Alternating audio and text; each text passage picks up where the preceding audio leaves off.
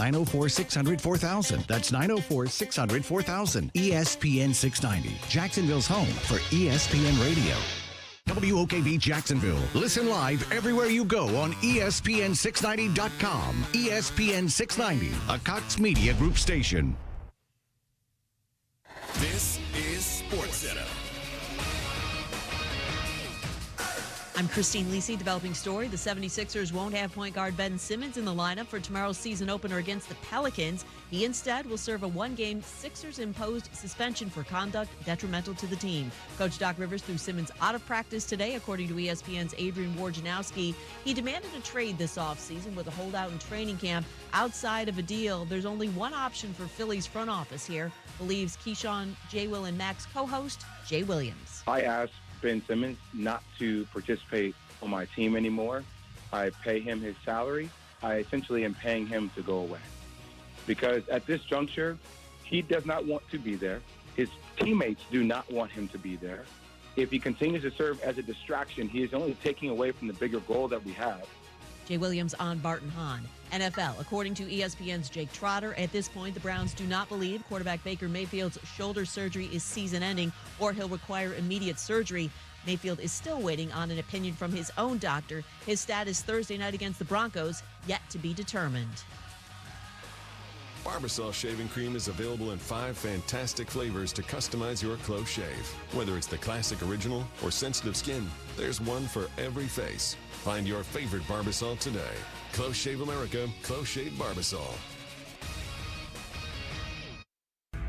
Broadcasting live from the ESPN 690 Anajar and Levine studios. This is Action Sports Jax on ESPN 690 with Brent Martineau and Austin Lane.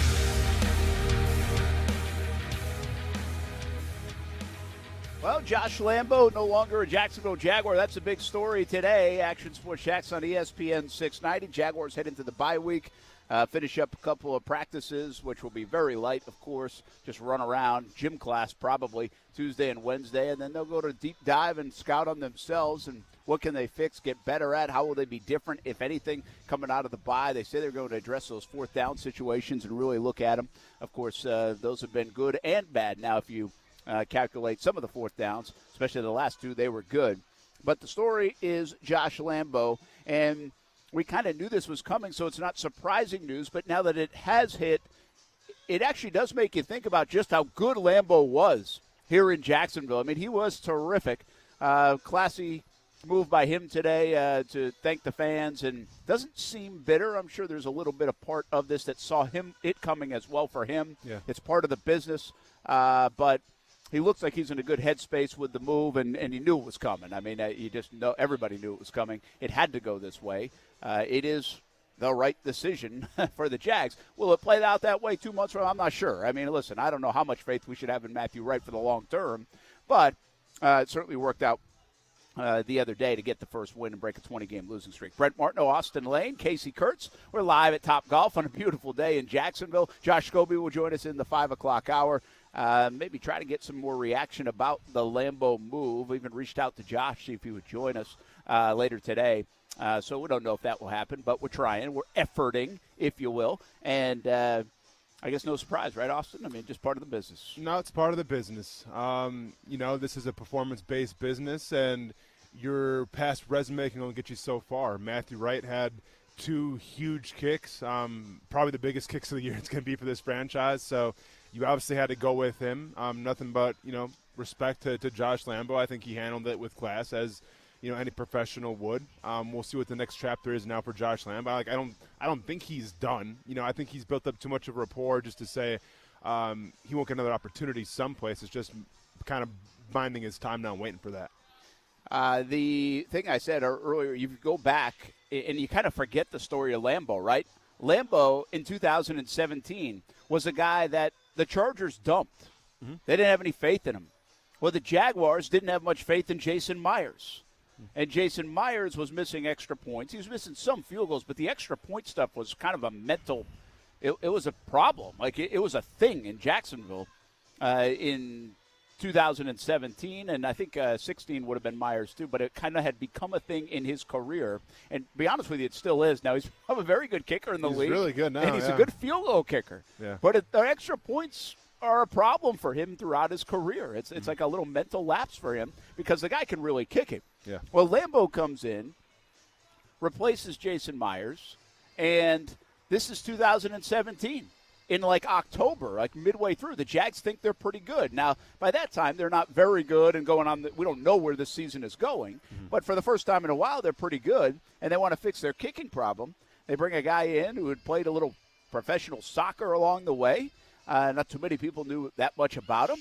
And Lambeau instantaneously becomes like a star that year. I mean, he kicked well. He didn't miss at home and made some clutch kicks and big kicks.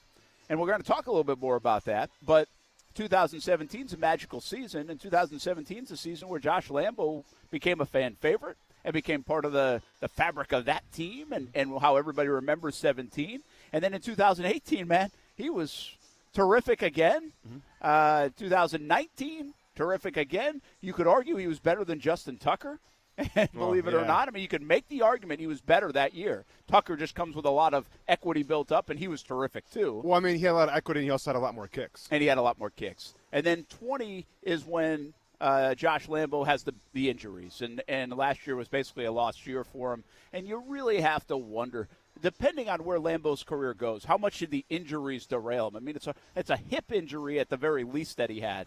And that has to be difficult for a kicker. We've talked about it with Scobie before. Scobie even has suggested that his mechanics look a little different since the injury happened. And then there's the mental side of it, right? Not making extra points and not making kicks this year. And they gave him a little bit of a break. I mean, and tried to get him back on track. And I think if Matthew Wright misses those kicks, I think Lambeau might be the kicker coming up out of the bye.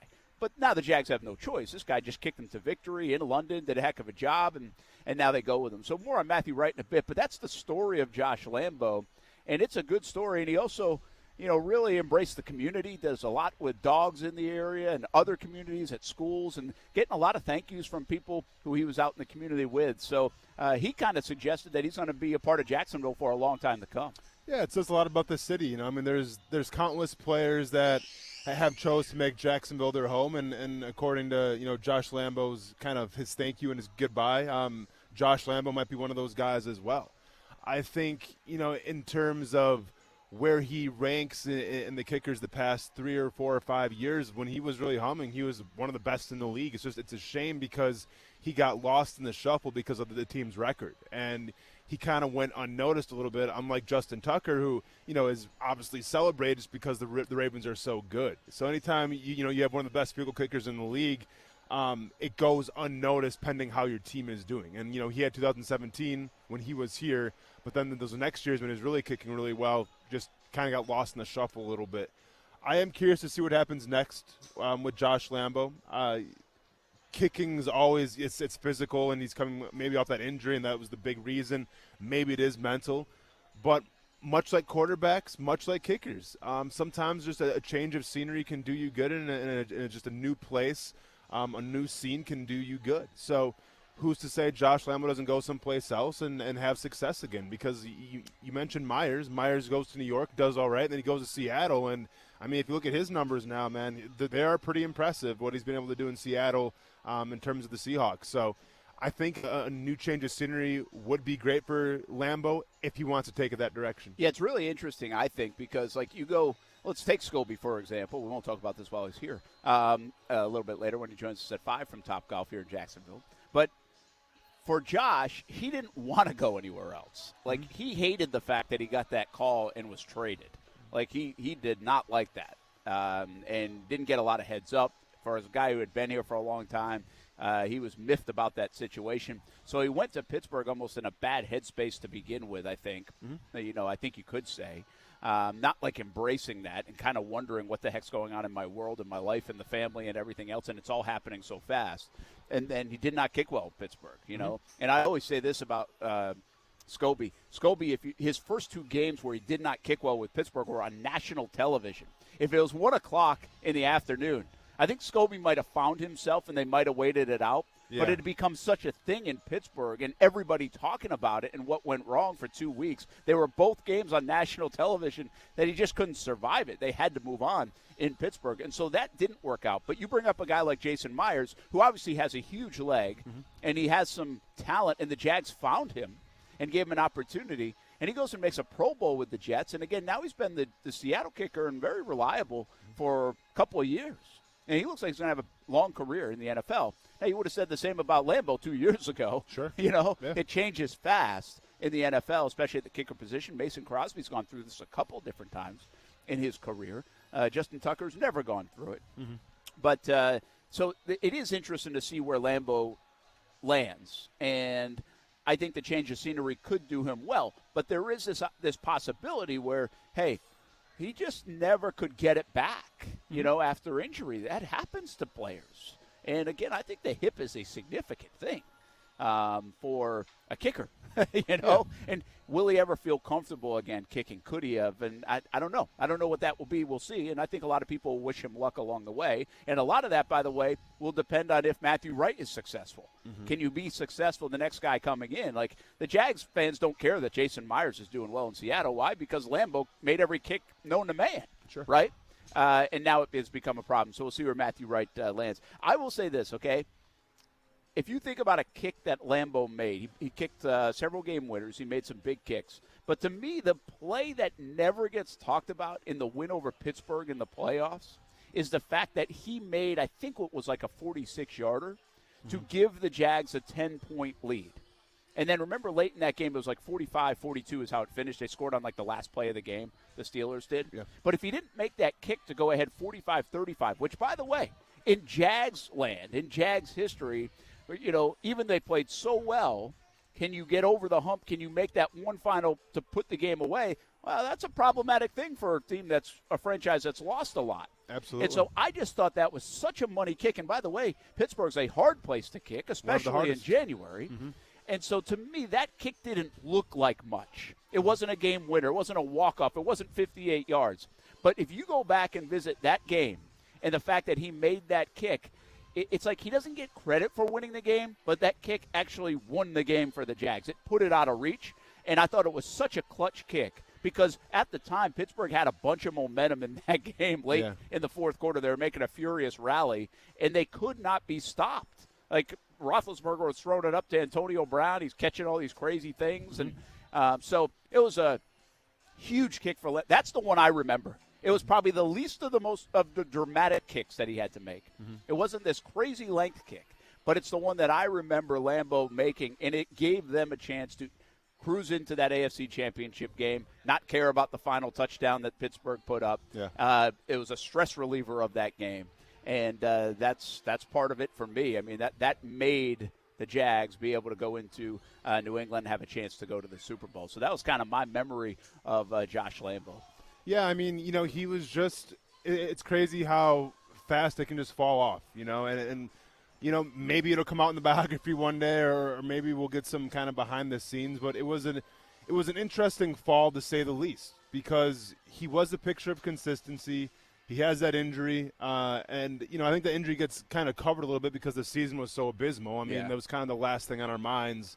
And – I went through 6 kickers. It made you forget about Lambeau. No, for sure. And I found the category, too, where it was on the back burner for me because when they brought in Alja Rosas, I'm like, well, why are you bringing him in for? Like, Josh Lambeau has been the consistent guy here. Like, why would you bring in Rosas for any kind of competition? Because I just assumed Lambeau would be all right. And then, obviously, it transpires in the preseason. We see the regular season, and it is what it is now. So it's crazy how fast it can just fall for you. And once again, I'm not sure what percentage of this was mental for Josh Lambeau, what percentage was physical. I mean, if you went to the media and you listened to his press conferences, it seemed more like it was mental than it was physical because he's very adamant to say that the hip wasn't the issue and stuff like that. And, he wasn't reaching his peak quite yet.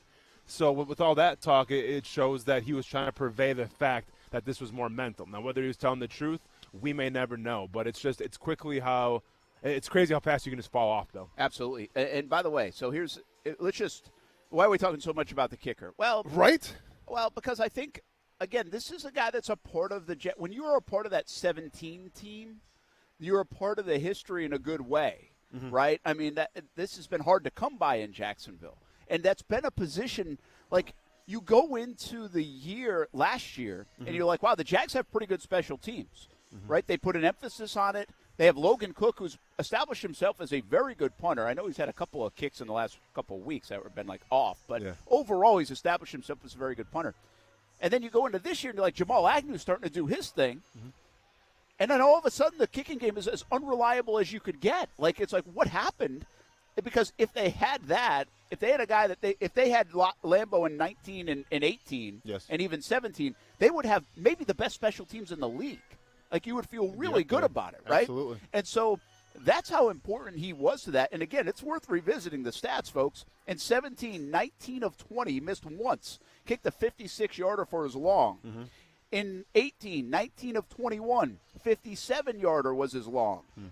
33 out of 34 in 2019. That's when he was a second-team All-Pro. 56-yarder. And then before getting hurt, he was 5 for 5 with a 59-yarder. Okay? And so he had never missed a kick at this stadium until this year. I mean, think about that. That is insane. He had never missed a kick at home. And really, in his Jags career, he would have missed 4 kicks over 4 years before this season where he missed 3. And that doesn't count extra points. I think he missed like 1 extra point every year or something. But, I mean, it's a remarkable run at the kicking position for Josh Lambeau. That's how good he was. So I kind of feel like he should be celebrated a bit today for what he did and how reliable he became. And you almost took it for granted. And then, boom, last year when he gets hurt, it's like right in your face. 6 kickers. They can't figure it out. And I will say this. I said this weeks ago when it all happened. I think the Jags thought the same thing. We do not want this revolving door of kickers. We're going to give this guy a mental break and see if he can get it back. And if we have a problem, we pull him in and he becomes our guy because we're not going to give up on him. This guy's done too many good things. And I like the way the Jags approach that. But at the end of the day, as we said yesterday, you get to a point where Matthew Wright wins you a game 3 for 3. You got to move on at some point, and this is the right time to move on. Yeah, I mean, it was, to have a 1-5 team, like there's no way that you could have 2 kickers on the roster. You couldn't swing it. And then to expect them to battle, I guess, each week, it wasn't feasible.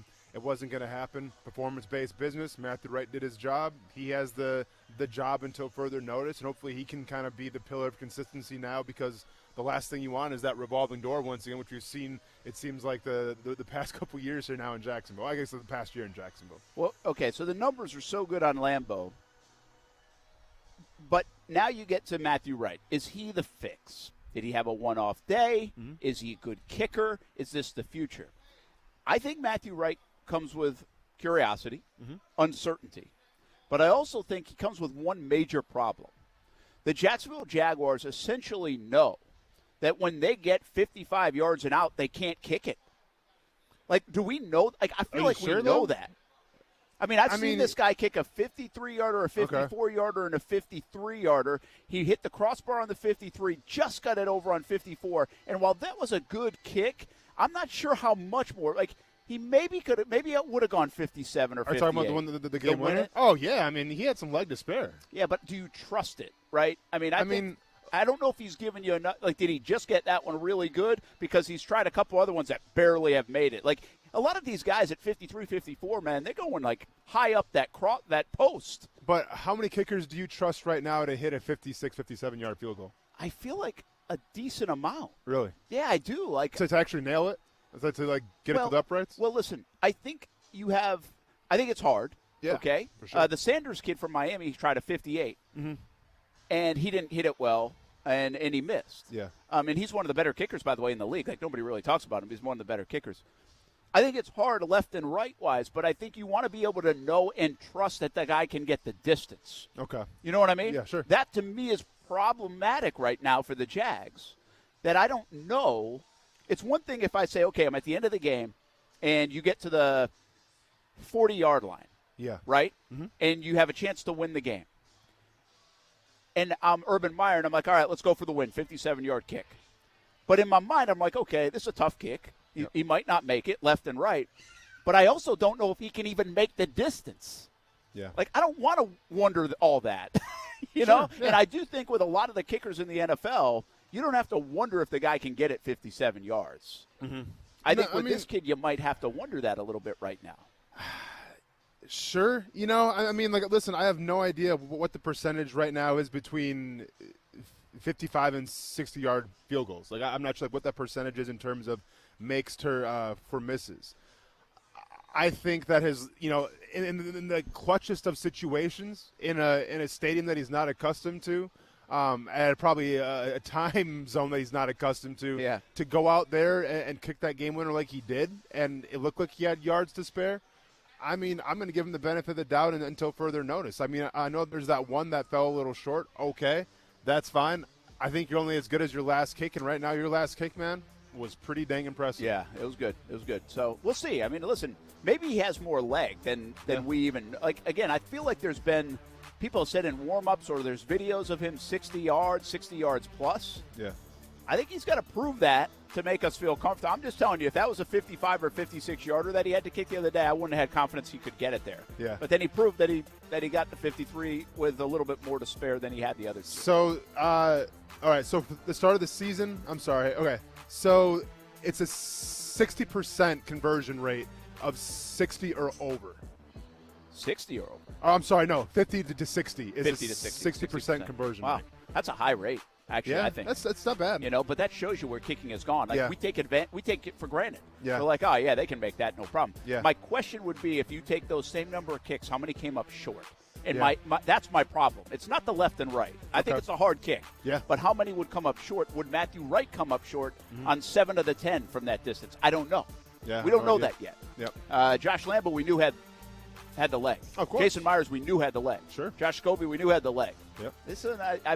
I'm a little bit in doubt about the leg right now on Matthew Wright, but he's the kicker going forward. We'll be back. We're live at Topgolf, Action Sports Jags on ESPN 690 here on a Tuesday. QB rookie report cards coming up.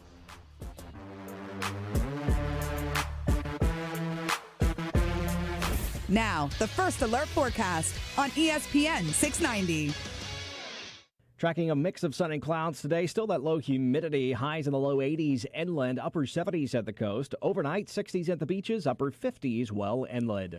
From the Action News Jax First Alert Weather Center, I'm meteorologist Garrett Biedenball. The Weather Center is brought to you by Beard's Diamonds. Don't miss Beard's BOGO Wedding Band Sale, happening now through October 24th. Know what time it is? It's time to get moving. Cora Physical Therapy has opened a new state-of-the-art clinic in Kingsland on Boone and Haddock, and will be opening another one soon in Brunswick. With Cora, you have access to licensed, passionate clinicians, only the most innovative equipment, and life-changing therapies. Cora is all about treating everyone right now. It's your move. Visit coraphysicaltherapy.com for a free screening. No physician's referral required. Same-day appointments available. Progressive Motorcycle presents Road Wisdom from the Motor. Half man, half motorcycle. Ride confidently in the direction of your dreams. Unless it's a bad dream, then turn around. Go the other way. Progressive Motorcycle also presents basic policy starting at $79 a year. Progressive Motorcycle, for those who were born to ride. Progressive Casualty Insurance Company and affiliates. Annual premium for basic liability policy is not available in all states. You know a spot, but not just a spot, the spot.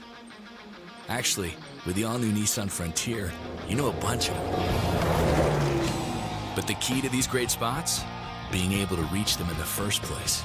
Your spot is out there.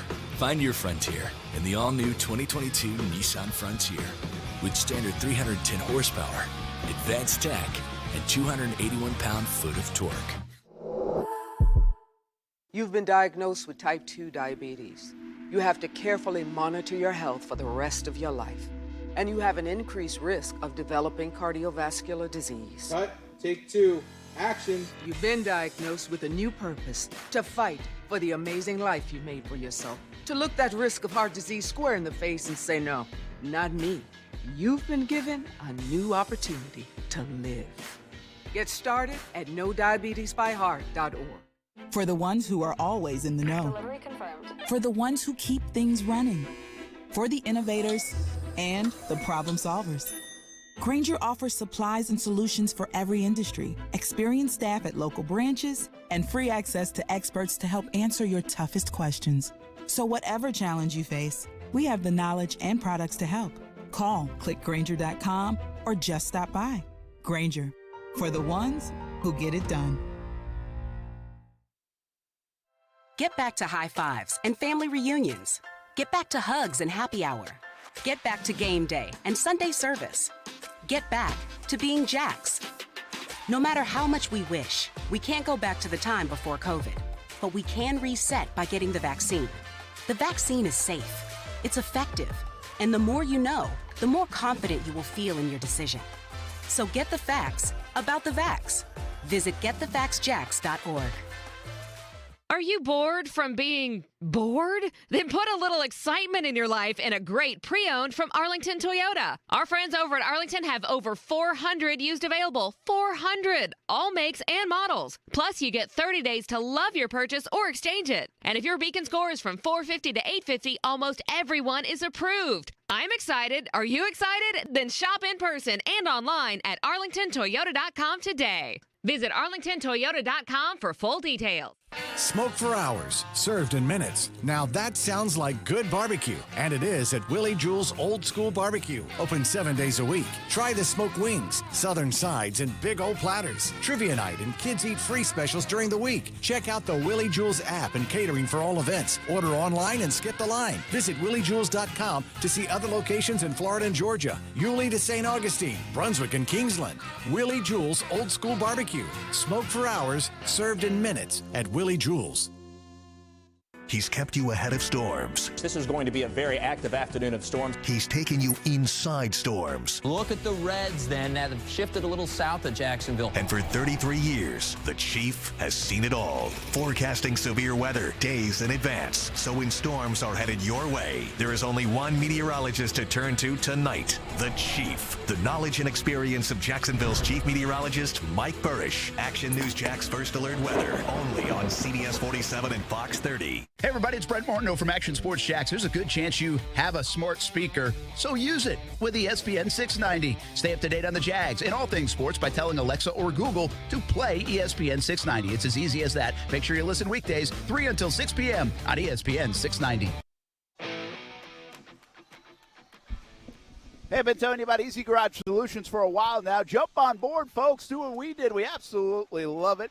And we made it. We got it at our house. Monkey bar technology. You can hang those bikes. The bikes, man, they take up so much space. Get them up on the side walls with that monkey bar technology. Beach chairs, other equipment, lawn equipment too. And then Easy Garage Solutions also will take care of the shelving and storage that you have on the floor.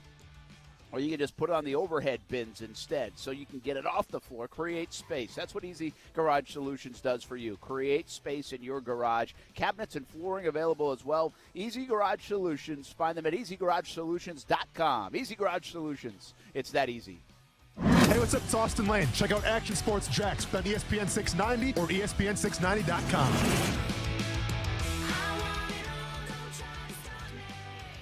I mean, no special opens or anything today? You're a little lazy today, Casey. Ouch. You know Josh Lambeau over the years? Yeah, you know. No. Kickers, you know. We were just talking, by the way. That was a good football game last night. But I hate the Titans, man. I mean, the Bills, will you do your job? I mean, you got to beat the Titans, keep this thing interesting for a while. It's so the Titans. The Titans do this. They'll go out to beat Seattle in the second half. They come back and lose to the Jets, who stink, and then they'll beat the Bills on Monday night. I mean, they're a weird team. They do it every year. They'll beat somebody good. They'll beat like a Kansas City or something like that, and they'll lose to somebody like, how did they lose that game? Yeah. I look at the Titans and I'm like, they're not that good. Like, they don't feel that good to me. The Bills, I think, they didn't play their best game, but they feel good to me. Yeah. Right? Mm-hmm. The Titans, obviously, though, have Derrick Henry, who nobody can figure out. Like, nobody can. I mean, look at the Titans secondary. The Titans secondary. It's awful. Oh, horrible. Right? Yeah. I mean, and they're beat up. Yep. Josh Allen, you figure, should have thrown for about 500 yards yesterday. Sure. I don't even know what he had. But they'll play a physical brand when you need to, even on the defensive line. Jeffrey Simmons, a good player, made a big stop there down the goal line. But Derrick Henry is so dang good. And nobody can figure him out. Yeah, it's not fair. A guy that big should not be able to run that fast. And that's what you saw last night on that, whatever it was, a 70-yard or whatever run it was. 21.8 miles an hour. That's absolutely ridiculous. And like the fact that he's outrunning safeties and cornerbacks, like you're not supposed to be able to do that. Like, it's just he's a freak of nature, and I can't say this enough. The durability of Derrick Henry needs to be talked about more because this guy is getting 20-plus carries a game at least, and he's been the epitome of, dependability, if you will. So it was a great game last night for the Tennessee Titans. I think, if you want to say something about that game, they might have found their mojo now back with A.J. Brown and Julio Jones starting to slowly come back. But then get A.J. Brown going now with Ryan Tannehill, open up the play action, then, I think you have a Titans team who can be, one of the top teams in the AFC again. Yeah, I really don't get the sense Tannehill's playing great football. He missed Julio Jones on the one crossing pass. Like, he's been okay. Like, if it's wide open, but sticking it in windows, he's been just okay this year. Yeah. Like, there's been nothing great about him. I mean, Derrick just is carrying that football team. Sure. He gives them their identity. He gives them their – kind of like Lamar Jackson does for Baltimore. Yeah. In terms of if he makes a play, it energizes everybody. In this sport, Derrick Henry can energize a whole sideline because of his style, and he's so tough, and he runs people over, and nobody wants to get in his way. I mean, they showed Latulele. He bounced Latulele to the ground. Yeah, that dude's a big, strong guy. Yep. I was like, initially when I saw that play, I think it was his second touchdown run, maybe it was his third touchdown run, and I was like, how did he not get him down? Like, he looked like, and then he just cruised into the end zone. Yeah. But he is that hard to get down. And you said it, the durability. I mean, 3 more touchdowns. He's on pace. He's like, his pace is crazy right now. Yep. He's got like 10 touchdowns and 800 yards. And we're 6 games into the season. And they just totally keep feeding him and feeding him and feeding him. And did you see the stat, like, as the game goes along? So they're smart to that. Like, by the fourth quarter, he's averaging like 6.8 yards a carry. Yeah. Oh, no, and that's the thing. It's like in the first quarter, I forgot what his numbers are in terms of Derrick Henry. I think it's like 2 point something. Yeah, 2.8 yards, or something. but then it just keeps going up. The fourth quarter is it's a just great insane. Stat. It's a fantastic stat. And, the Titans have been kind of snake-bitten this year in terms of injuries. You saw a couple more last night. But I thought it was a great job of Vrabel to kind of rally the troops, if you will, fall behind Derrick Henry and get a huge win on primetime television. So, obviously, right now they're in the prime position in the AFC South. And I think the Buffalo Bills, you don't take too much away from them in terms of having an off night, having some things not go their way. Josh Allen slipping didn't help anything. Love the gamesmanship from Sean McDermott to actually call Mike Vrabel's play on the goal line to, I think it was a 2-point conversion. Yeah. That was insane because you saw Vrabel's face. Yeah. And I'm like, oh, Titans are beat because now Vrabel's defeated because Yeah. McDermott just put out the ultimate gamesmanship. Should have called it on 4th and 1. Of running, the Titans' own play against them. But then obviously Tennessee comes back and it is what it is. Well, here's the thing. One more thought about Derrick Henry, okay? We're going to do around the NFL later, but it just – now listen, the guy's amazing. He's amazing. And in part, this is what I like about sports sometimes. Even at the elite levels, the highest of levels, you get this one athlete that looks different, feels different, is different than everybody else. Like, that's what LeBron James has been to the NBA for 20 years now.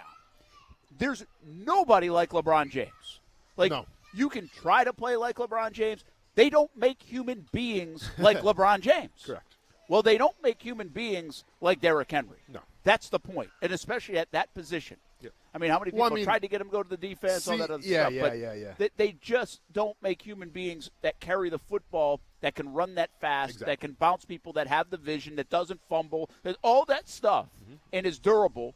They don't make – I mean, Brandon Jacobs tried it for a couple of years. Sure. He was good at times. He wasn't this. Jerome Bettis. I mean, like, Eddie George, Jerome Bettis. Like, there's been classic big men that have toted the rock at the running back position, but nobody with the agility and the speed of Derrick Henry. Yeah, and you're right. By the way, there are occasionally, but this generation right now, there's nobody else on the field like him. No, right? No, and so close. it's not like there's 4 of them. There are 4 guys that look like Zeke Elliott. Sure. You know what I mean? Yeah. Because that's a running back. Yep. Yeah. But you get my point. And so I always just admire that. In this sport, we were here at Top Golf. I mean, Tiger Woods was different.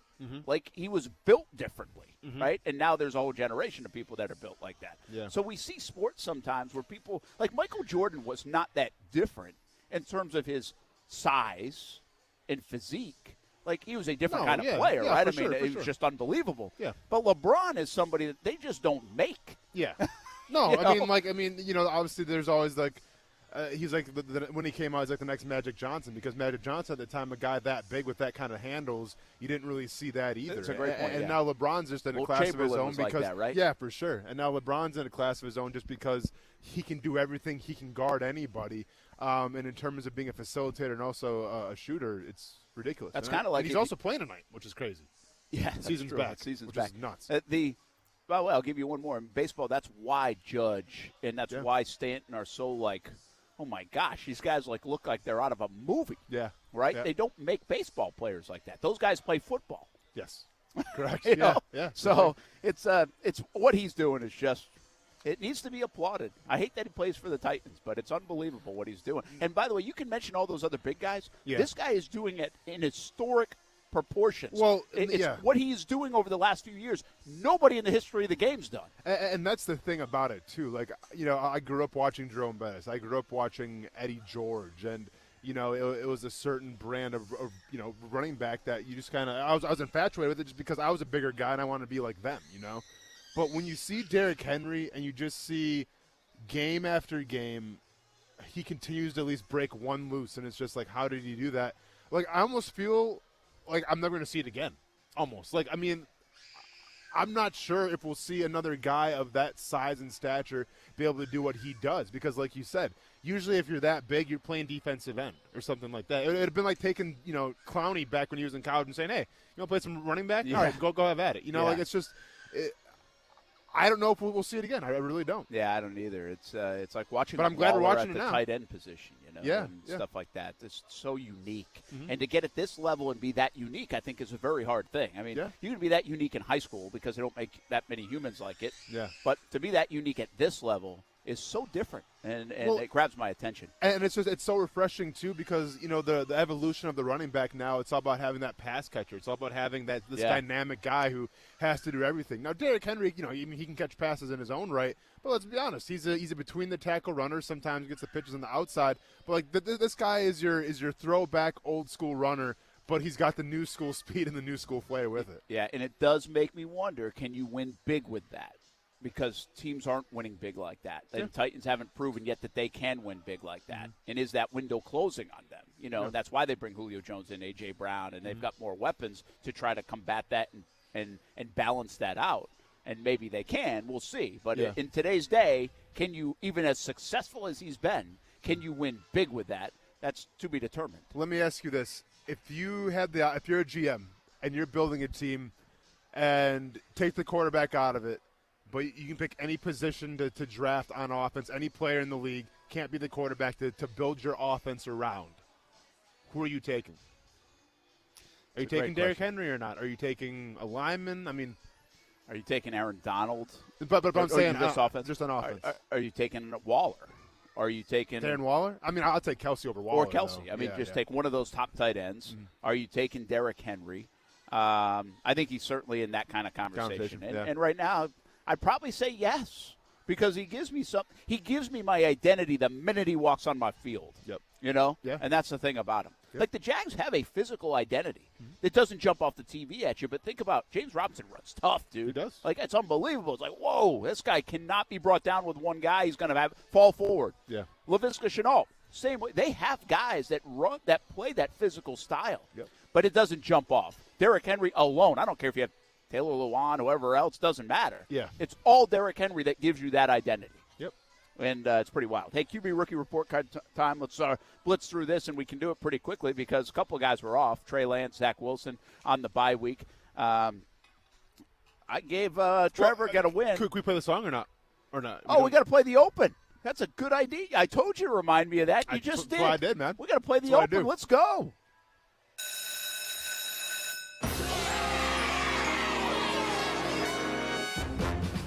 Whoa. What? What are you doing? What are you talking about? Are you two-strapping? My backpack? Yeah. I gotta be seen with you. You gotta one-strap it. Seriously, I have no strap it if that would even be possible. Okay, what makes you the expert? I was cool in high school and you weren't? Okay, that makes sense. Continue. Adamson. Here. Adler. Here. Anderson. Anderson. Here. The 3 keys of coolness in high school. 1, don't try hard at anything. Okay, 2, make fun of people who do try. 3, be handsome. before, if anyone steps to you on the first day of school, you punch them directly in the face. Bueller. Bueller. Bueller. Yeah, it's back. It's back, baby. Good reminder. Thank you. Are open to the QB rookie report card. And again, Trey Lance, Justin Fields on a little bye week. Obviously, Trevor's got that coming up. Yep. So we have Justin Fields. We have Trevor. We have Davis Mills. And we have Mac Jones. Correct. Yes. So let's go, Trevor. And guess what I did? Give him an A. Yeah. Got the win, right? Yep. Well, I gave him an A- just because you had one turnover. And I'm like, I mean, if I give you an A, then expectations are put out. You can't do any better. I think you still do better. So I gave him an A-. Hey, by the way, I will say this about the turnover that he had. Yeah. Yeah, it was Jawan Taylor for not doing a great job. Yeah. But I thought that was one where he should maybe feel that. Yeah. Did you think that? I don't know if listen, I've never played the position. I don't know what you're supposed to feel or not. No, But I sure. felt like there was one Mac Jones. Did you see Mac Jones get decleated the other day? Yeah. Okay, well, that was a tough one to feel. It happened so fast. Yep. I thought there was a little extra beat in the pass rush for maybe Trevor to feel the rush coming. So you get the sense that the internal clock probably should have went off a split second before that. I don't know if I'm right on that. No, I mean, but I've commented on this before. It seems like, in the pocket sometimes he does get extra comfortable, and it's worked out to his benefit because he's extended the play just a split second and got the open receiver. So I'm not saying don't do that. But I think that was a situation there where he tried to hold on to it maybe a split second, didn't really feel the surroundings, and, obviously took the sack and then unfortunately turned the ball over. Okay, so that's the negative side of it. The positive, again, in this game, he throws for 319, throws for a touchdown. I thought he played above the X's and O's at times because he was getting pressured. Yep. He had 21 pressures against him this week, and he bailed their offensive line out at times. I thought when down and distance wasn't good, he was able to get him out of some of those situations. He's never going to do all those situations, but he got some of those situations, and then he made the clutch play at the end. Really made a clutch throw to Marvin Jones that I think allowed them and turned the momentum back to give them a chance. That was in the first half, and then the big play on 4th and 8. So there are a lot of these plays that we've asked, okay, now you said something good yesterday, like did he still will this team to win? That wasn't Lamar Jackson willing this team to win. We haven't seen that yet.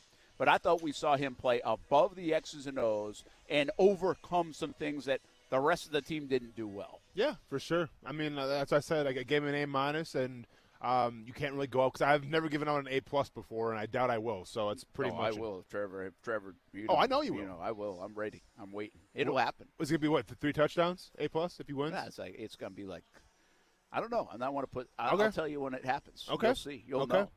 Justin Fields. I think I had a C- for Justin Fields. Let's see what I had here. Day, and he allowed the other quarterback to say, "I own you." Oh yeah, I mean that's never a good look. I gave Justin Fields a C, 16 for 27, 174 yards, 1 touchdown, 1 interception, 6 carries, 43 yards. Once again, this is a team that's trying to rely more, I think, on running the ball and helping him out. I get it. The game still looks a little foreign to him in terms of the game speed and everything. I gave him a C. No doubt. What do we got coming up? We have Mac Jones. Mac Jones, very interesting game for me. I watched more of Mac in this game than I have maybe in other games. Well, outside of the Tampa one, I watch a lot of that. Mac got beat up in this game. Yep. I mean, Gregory, he got absolutely decleated. Like, once in a while you can see when it hurts on a football player. Yeah. It hurt. Like, Mac was slow to get up. Yep. It was like a standing 8 count type of thing here. And and then he was like still like catching his breath walking off the field. Like that one stung him. Yeah. And then he throws the pick 6. So obviously he gets a big grade knocked down. Sure. But I love the way Mac comes back. I was at the Auburn-Alabama game a couple years ago when they lost. Auburn beat Alabama, and it was a great game. And Mac threw 2 pick 6s in that game. He was in for relief that year. That wasn't the year he started. Okay. And he throws 2 pick 6s. But he also came back after both and led them down the field. This kid's got a good, hey, forget about what happened, and I come back and make a play. That's a nice thing in a quarterback, to not go in the tank. And so I give him a lot of credit for that and going toe-to-toe with Dallas, who's one of the best teams in the league right now. Yep. I think I gave him a B for his efforts. Yeah, I gave Mac Jones a B as well. 15 for 21, 229 yards, 2 touchdowns, 1 interception, that interception being a pick 6. To me, what it comes down to is he's playing in such a great situation right now where it's New England. They want to run the football, shorts, intermediate passes, get your tight ends involved, all this stuff, and it makes life pretty easy on Mac Jones. We saw a couple deep throws from him, that one touchdown on your boy Diggs where, maybe bit a little too hard. And not really sure what the safety was doing there either. Yeah, it was on Diggs, but it's fine. But it was on Diggs. At the end of the day, sometimes you got to risk it for the biscuit. Diggs risked it there and didn't get the biscuit. I gave Mac Jones a B as well.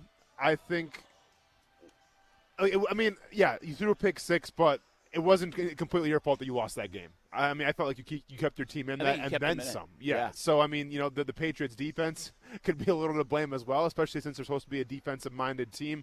So I gave Mac Jones the B. All right. Real quick, by the way, on Mac Jones. Did you see that 75-yarder, that quick strike? They obviously had a blown coverage, but he had his previous long throw of the year through 5 games. Yeah. Was 32. Yep. Like, they have not asked him to push it down the field. I also saw Pro Football Focus graded out Trevor at like a 79-point-something this week, and Mac was a 92-point-something.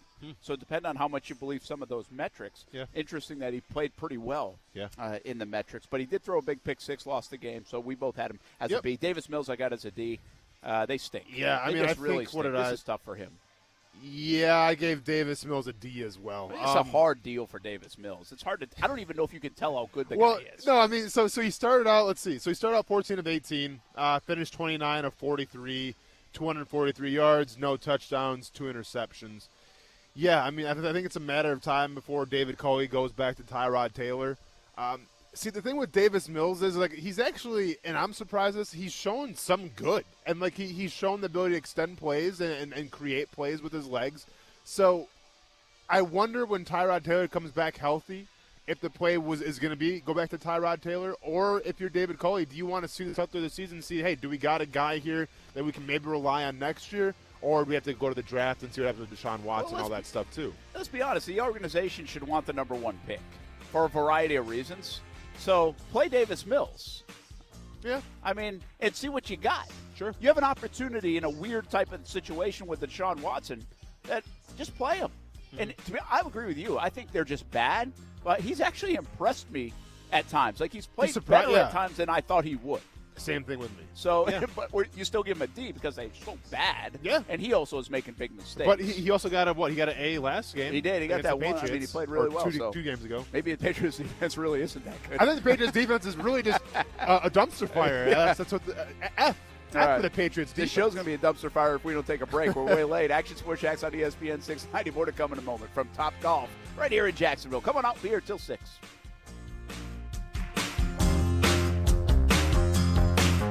What's up? It's Casey of Action Sports Jackson. We have a huge night coming up right here on ESPN 690. From 3 to 5, listen to Brent Martineau and Austin Lane, and then they welcome in former Jags kicker Josh Scobie from 5 to 6. Right after that, join Gene Deckerhoff and the FSU head football coach Mike Norvell from 6 to 7 on the FSU Coaches Show. Then come back at 7:30 for Game 4 of the ALCS as the Astros try to get back into the series with the Red Sox, who lead 2-1. That's all coming up tonight right here on ESPN 690. We all know the soothing scent of Vicks Vapo Rub, the comforting scent families everywhere have come to trust. Whether you had a pesky cough and couldn't go to sleep, or you just needed a loving touch of care to help you feel better, Vicks Vapo Rub has always been there. It always made you feel better, and today, it still does. Reach for Vicks Vapo Rub and wrap yourself with the calm and soothing relief only Vicks Vapo Rub can bring. Vicks Vapo Rub, trusted soothing vapors, always there for you. What's your ultimate game day experience? A tricked-out man cave? Deluxe tailgate? Then enter the 5-Hour Energy Football Sweepstakes for a chance to win $10,000.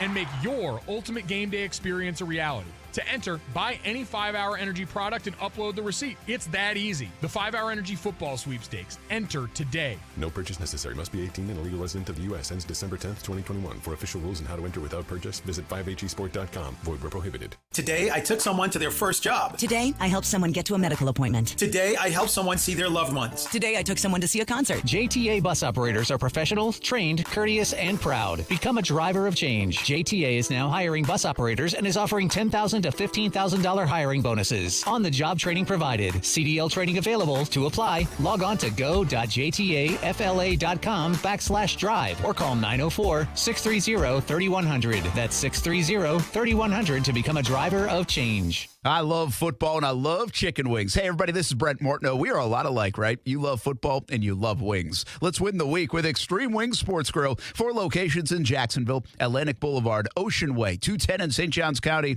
and the new location on Roosevelt Boulevard near NAS Jax, serving up the freshest, never frozen, world-famous extreme hot wings to Jacksonville since 1999. We like football. We like wings. We love a good deal. To celebrate the grand opening of the Extreme Wings Roosevelt location, get 6 wings, french fries, and a drink for just $12.99 at the Roosevelt location. 6 wings, french fries, and a drink, just $12.99. Active military gets special discounts. Jalapeno ranch, Caribbean jerk, spicy blue cheese, lemon pepper. So many flavors to choose from. And, of course, they can make them extreme if you want. Plenty of space at Extreme Wing Sports Grill locations. If you're looking for a place for the entire team, try Extreme Wing Sports Grill.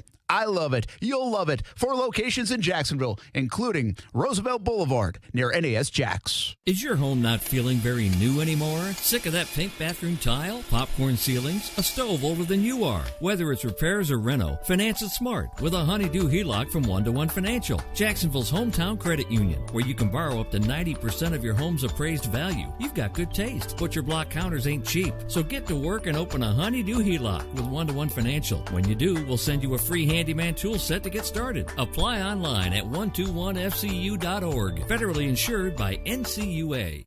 For 50 years, Taylor has been a leader in caring for the elderly. Providing quality, compassionate care has always been our mission. At Taylor Care Center and Taylor Manor, our recipe for success has always been our exceptional team. They work tirelessly to ensure that your family member gets the best care possible. When residents were not able to spend time with you and your family, our team stepped up to celebrate birthdays, anniversaries, and special occasions. Our dedicated staff is among the best in the business. Taylor Residents, providing safe, compassionate care every day. For the ones who know safety isn't a catchphrase, it's a culture. And the ones who help make sure everyone makes it home safe. For the safety-minded who watch everyone's backs, Grainger offers supplies and solutions for every industry, as well as safety assessments and training to keep your facilities safe and your people safer. Call, click Grainger.com, or just stop by. Grainger, for the ones who get it done. 500,000 businesses connect using Zoom. A single platform for video, phone, chat, and conference rooms. Zoom enables real-time collaboration no matter where your teams are. Global enterprises trust the easy-to-use, reliable, and secure Zoom platform to power high-performance teams. Empower your workforce with Zoom. Save 15% on meetings, chat, and phone with a Zoom United bundle. Visit zoom.com/bundle. Zoom, how the world connects. I'm a big dreamer, and I believe that this should be one of the destination places in the NFL. I really do. This area is unbelievable. It's this stadium is fantastic. There's a lot of narrative out there that I don't believe, and I believe players will want to be here, especially when we build this place up the way we're going to build it. It's obviously in the state of Florida, and you got the ridiculous fans here that want to win so bad, and we got an owner that's, I think, and you got a quarterback. So we're going to get this thing going. I do like that he mentions the fans a lot, and says he wants to win for them. That's Urban Meyer, Jags head coach. I want to remind you to download the Relevant app, RELEVNT, kind of new app we're jumping on with ESPN 690, and download it. We're going to have more content coming up on that, but we want you to have it. Join the discussion. Listen to ESPN 690. I love it for listening to ESPN 690 wherever I am. Comes in loud and clear, live radio, no matter the time of day. So Relevant app, RELEVNT. We're live at Top Golf. Brent Martineau, Austin Lane, Casey Kurtz. We've got FSU Coaches Show coming up at 6. Casey and Brian Middleton going to fill between 7 and 7:30, their own little show tonight before the NLCS takes place. I like that. Game 3 on ESPN 690.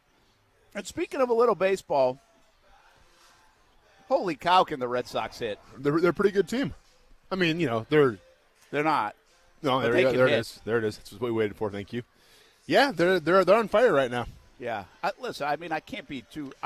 poo-pooed this team all year. You did. And I'm not going to jump on board and say they're great now. They're good.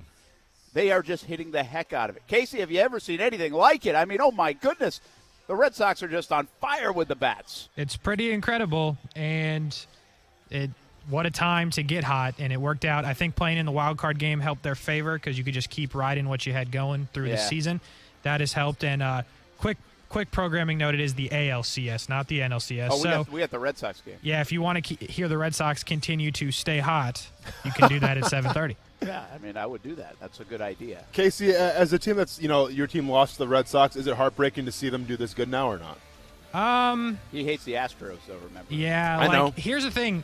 Hated Boston, whole life, number one enemy, Boston in every sport. However, I hate the Astros, so it's kind of weird. I don't really know how I'm supposed to feel, but go National League. Yeah, fair enough. I guess go Braves because they're up 2-0 already. So yeah. I'd like to see the Braves in. I know there are a lot of Braves fans around here, but I have no problem seeing the Braves. I don't hate the Dodgers, but they've been in it so many times now the last few years. Yeah. And you could say the same for the Red Sox, by the way, but so have the Astros. So really pick your poison there. I don't know if the Red Sox can keep hitting like this, but it's been unbelievable, and it's a critical game now for Houston tonight. Who's going to hit the Grand Slam tonight? We'll be back. Action Sports Jax on ESPN 690. Around the NFL we go. From Top Golf, we'll be here until 6. Josh Scobie joins us at 5. And seems like every week we got a kicker situation, so it's good to have a kicker on the show. We'll be back on ESPN 690. Can health insurance be a doorway to a healthier life? To yoga classes? To nutrition classes? To nurses you don't need an appointment to see? Or even community specialists who give you access to helpful resources? It can. Our Florida Blue Centers offer all that and a whole lot more. All you have to do is walk through the door. What else can health insurance do? Find out at floridablue.com. Florida Blue, your local Blue Cross Blue Shield. Florida Blue is a trade name of Blue Cross and Blue Shield of Florida, Inc. Hi there, I'm Mia. I'm Air. You're Air? Yeah, I just got out of the lungs of someone smoking a cheap little cigar outside a bodega. Oh, it was so smoky in there. And where there's smoke, there's fire. Cancer. Oh. Yeah, little cigars might taste sweet, but they still kill. I'm supposed to be helping people, not unhelping them. You mean hurting? Oh yeah, sorry. I'm a bit of an airhead. Little cigars are just as dangerous as regular cigarettes. Find out how to quit today at tobaccofreeflorida.com.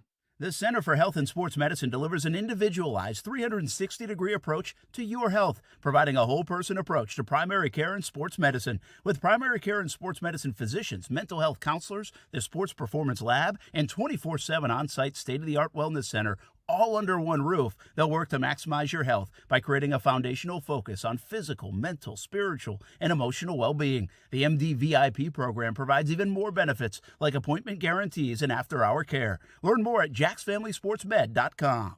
Gator Bowl Young Professionals are hosting a networking social at Hyperion Brewing on Wednesday, October 27th at 5:30 p.m. Kickoff Florida-Georgia weekend. We are raffling off tickets to Florida-Georgia game, plus your first drinks on us when you RSVP at TaxSlayerGatorBowl.com. Just be confident. Community First makes smarter banking simple so you can relax, knowing you're managing your money the right way. Yours. Visit JustBeYourself.com. Community First Credit Union. Just be yourself. Federally insured by NCUA.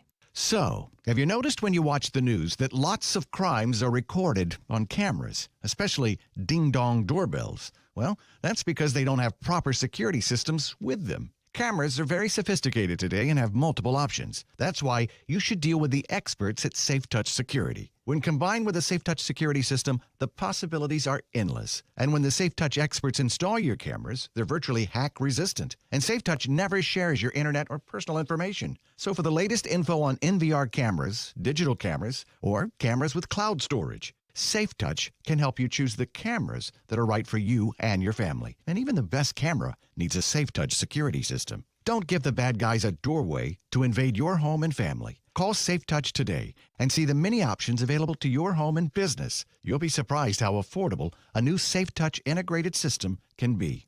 Call now while we still have our most popular options available, or go to safetouch.com. State license number EF0000233. Okay, I get it. So the summer season's almost over, but that's why we live in Florida. And that's why our friends at Arlington are doing fall Florida style with hot temps and even hotter deals. Get to Arlington Toyota today because they have 400 new Toyotas available with interest rates as low as 0% on over 10 new Toyota models. Plus, you get 30 days to love your purchase or exchange it. And every new car purchase gets a lifetime warranty with unlimited time and miles. Shop ArlingtonToyota.com today. Visit ArlingtonToyota.com for full details. ESPN 690 is hitting the road, and this Wednesday we'll be live broadcasting from J-Tech at 8813 Western Way near Bay Meadows and 95. Stop by and come say what's up and take a tour of the campus and see what life at J-Tech is really like. We'll see you Wednesday.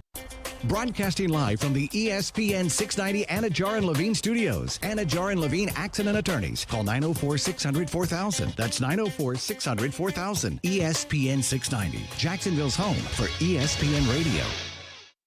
WOKV Jacksonville. Listen live everywhere you go on ESPN690.com. ESPN 690, a Cox Media Group station.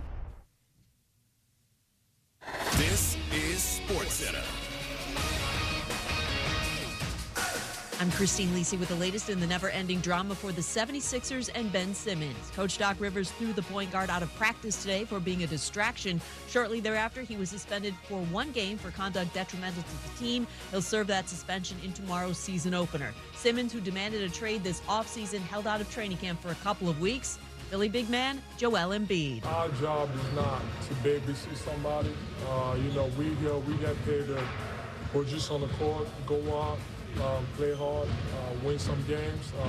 That's all we get paid for. We don't get paid to come out here and try to babysit somebody. In addition, the Sixers have fined Simmons $1.4 million for missing 4 preseason games, practices, and on-court workouts and meetings. NFL, the Browns do not believe quarterback Baker Mayfield's left shoulder injury will end his season or require immediate surgery at this point, according to ESPN's Jake Trotter.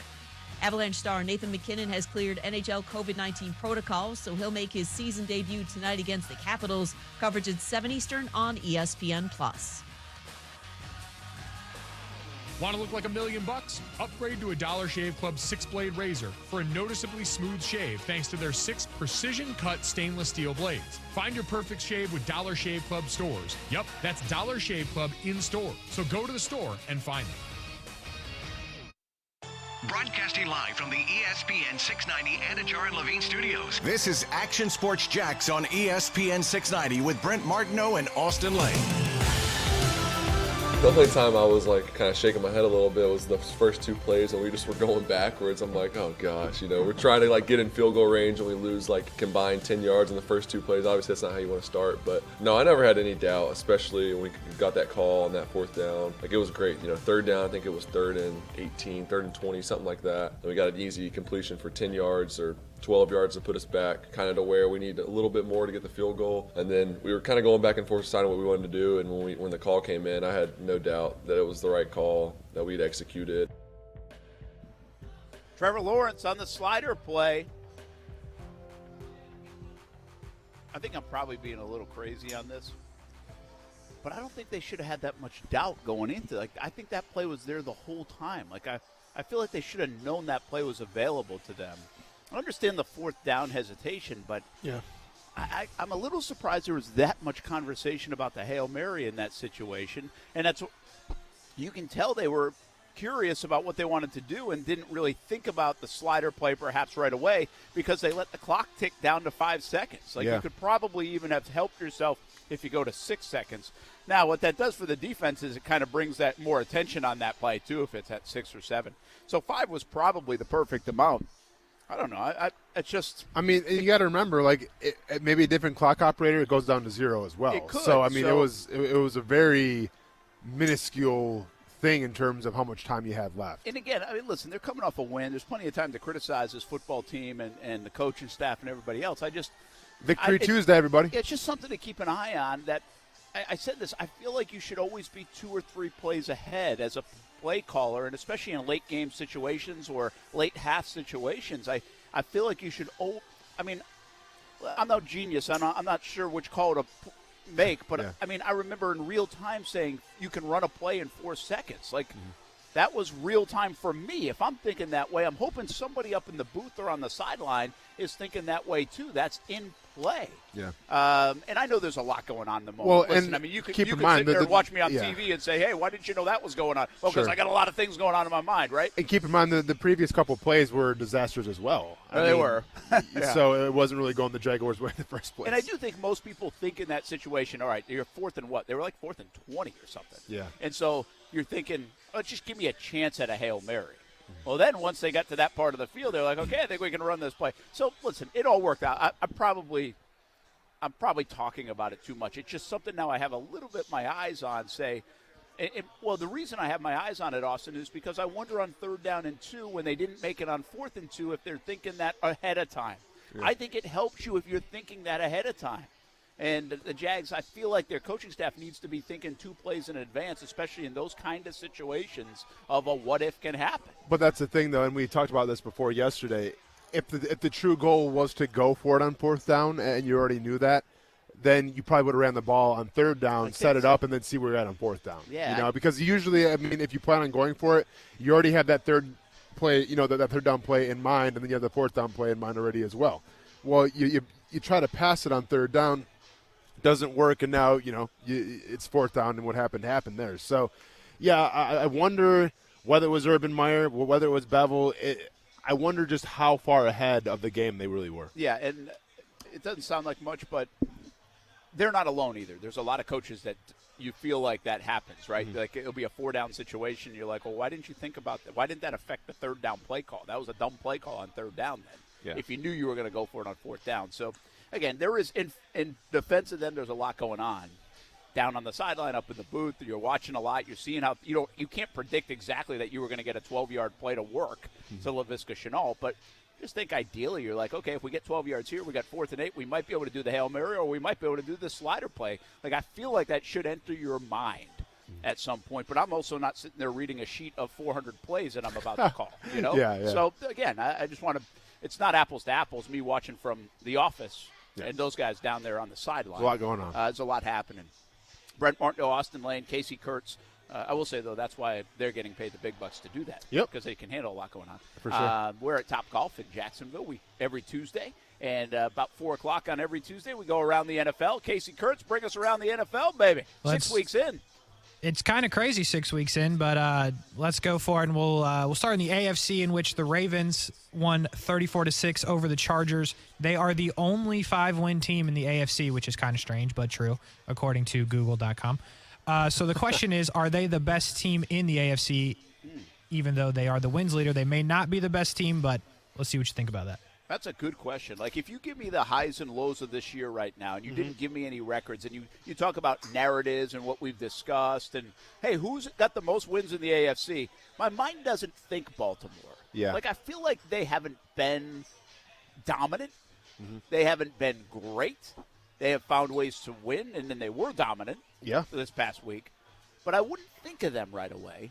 Yet here we are. And to be honest with you, if you can get to 5 wins – and not be clicking on all cylinders, I think that's actually a better thing than a team that might have got off to a 3-0 start, and you feel like that they emptied their tank on how good they can be. Yeah. So this is a veteran team. They kind of know who they are. They know how to win. And, by the way, John Harbaugh continues to be an unbelievable coach. They had all 3 of their backs that scored touchdowns weren't even on the roster a month ago. Which is insane that they're still – that's the thing, too, that they still have that physical identity running the football, and it's with a bunch of guys that – like Latavius Murphy and guys like that. It's just guys you haven't heard of in a while, let's just say. So are they legitimately the best team in your opinion? What do you think? I don't, but I do. I said this, I tweeted this last night. I think the Bills, keep an eye on this now. I like the Bills a lot. I think the Chiefs may be weathering some storms and can probably overcome it, although I'm not convinced of that. But what I would be concerned about if I'm the Bills is that I lose out to Baltimore on home field advantage because of maybe a game like that last night. Yeah. I mean, they're not going to both lose, go 1 or 2 losses, but I think they'll each have 4 losses. No, for sure. Or something. It could come back to bite them. Yeah. I think the Bills are still the best team in the AFC despite last night. I think the Bills, what I've seen from their defense, is a little better than the Ravens. I would probably take Josh Allen right now over Lamar Jackson. I mean, it's close, but I think Josh Allen continues to do amaze, and I'm taking that defense. I'm taking the run game, Buffalo, even over Baltimore in terms of in terms of talent. I mean, I'll take Zach Moss and Singletary over Latavius Murray and Dante Freeman all day. Here's my question about Baltimore. And I'll take the receivers as well in well, that's Buffalo. true. They feel more dynamic, right? Yeah. The Bills do, although Lamar makes them dynamic. But here's what I would say, and I wondered this about certain teams all the time. Are they seasoned enough to handle the year, right? The NFL grind. I wonder that about Arizona still, and they're off to a tremendous start. Yes. The Bills, I think they've been through a lot. They kind of understand who they are. They understand they have a very good team. They understand beating Kansas City wasn't like the Super Bowl of Super Bowls. But are they there yet? Because Baltimore is a team full of veteran guys that understand it. Calais understands it. Guys on offense. Now Lamar's been through it a few years. John Harbaugh understands it. There's like this big picture, like, it's okay, don't worry, don't panic. Yeah. Do the Bills panic a little bit at times? Like, what happened to our defense last night, right? Yeah. I mean, I wonder that about Buffalo, and I think I'm not overly concerned about Buffalo, but I still wonder about it. And I don't wonder about that on the Ravens. Okay. All right, Casey.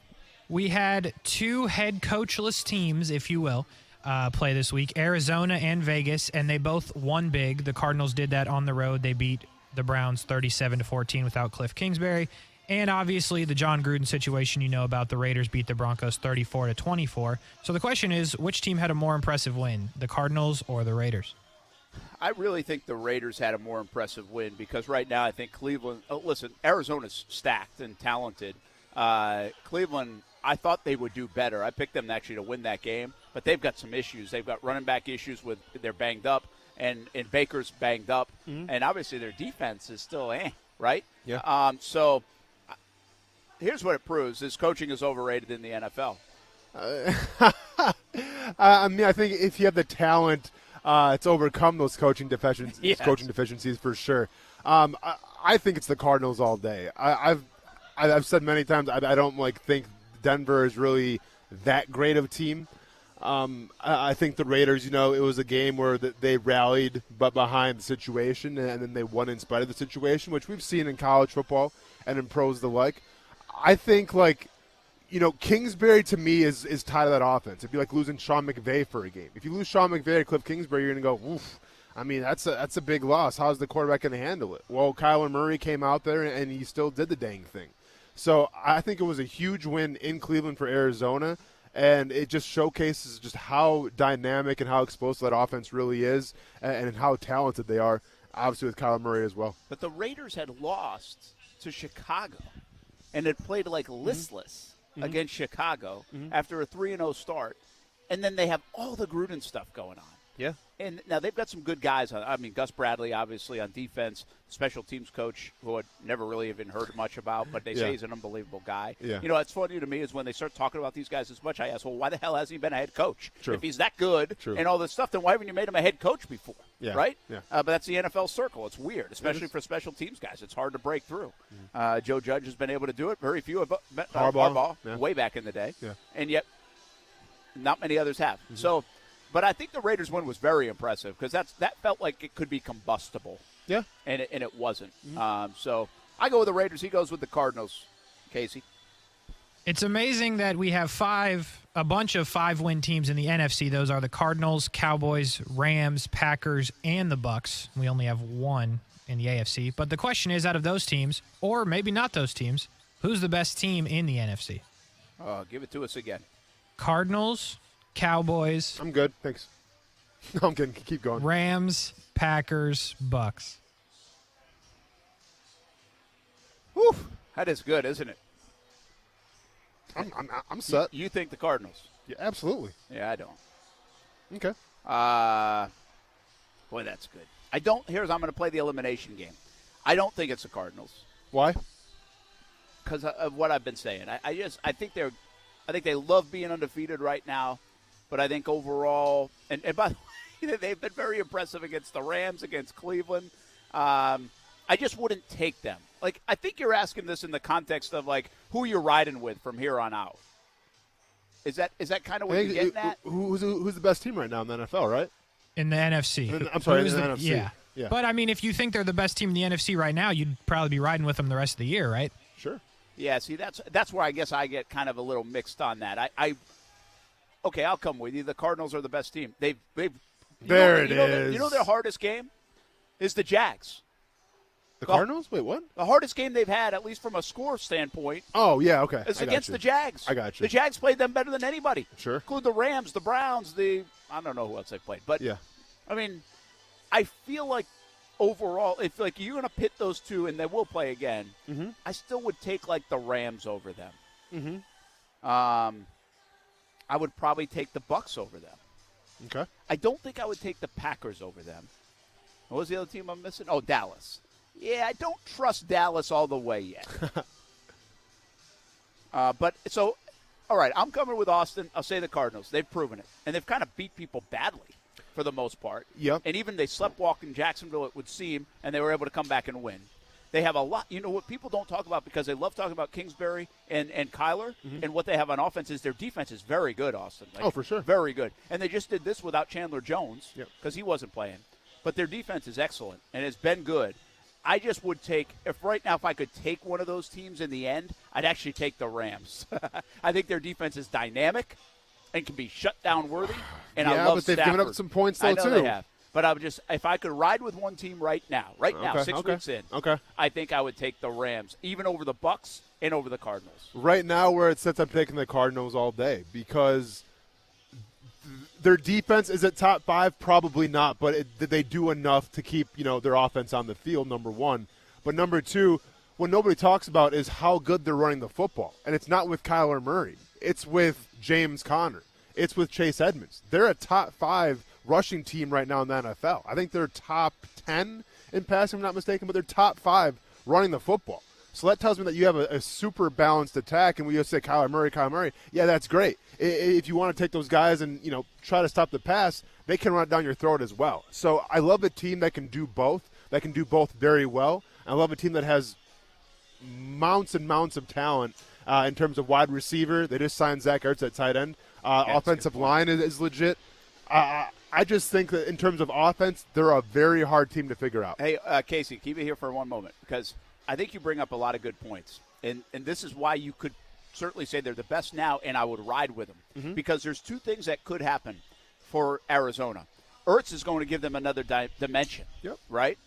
But I'd say bigger than that, they are just holding Kyler back. Oh, yeah. Right? They're holding him back. They're holding him back. And when the playoffs come or big games come down the end, they can be like, all right, dude, now you can go. Sure. Right? Now you can go run around. But right now, it's almost like the league is sleeping on Kyler's legs because if you look at the stats, he's run for 40 yards all year. Yep.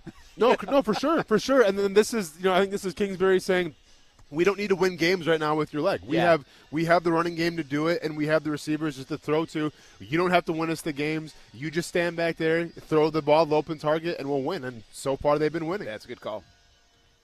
I'm with Brent. I hate to say it. I'm riding with the Rams because I picked them to go to the Super Bowl, and I'm pretty sure the Titans aren't going to win the Super Bowl. But if the Rams could at least get there, I get half of that right. So that's pretty much my only option. Don't let ego get in the way now. Don't let ego get in the way. I have to. That's all I have. Sam Darnold and the Panthers, they fought for overtime. They still lose 34-28 to the Vikings. Both teams are now 3-3. The question is, do we know what either team is yet?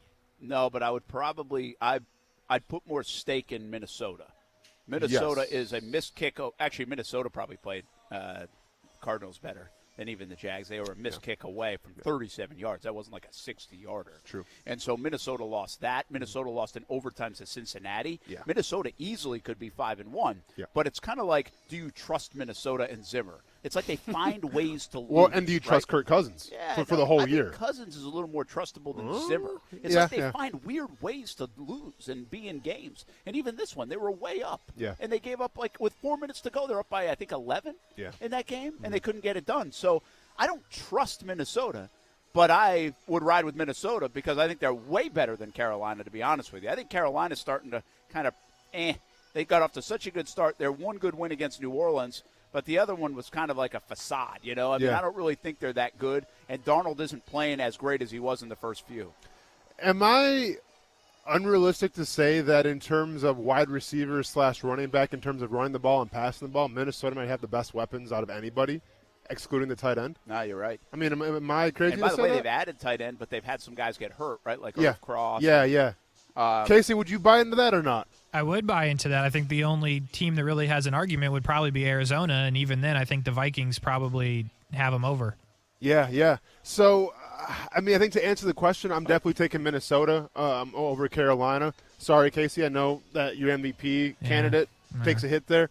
But it's like Brent said, I mean, they've lost a couple close battles, and this has been a team year in and year out that seems like they're on the cusp of having something special, especially on offense, and then they just can't get it done. They can't get it figured out.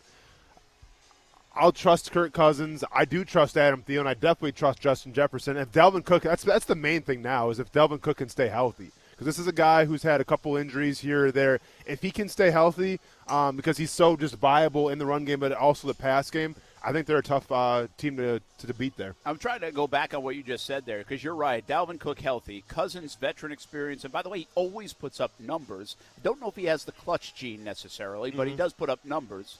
And then you have Thielen and you have Justin Jefferson. And so you take like those four guys. What other four guys would you take in the NFL? You know who comes to mind?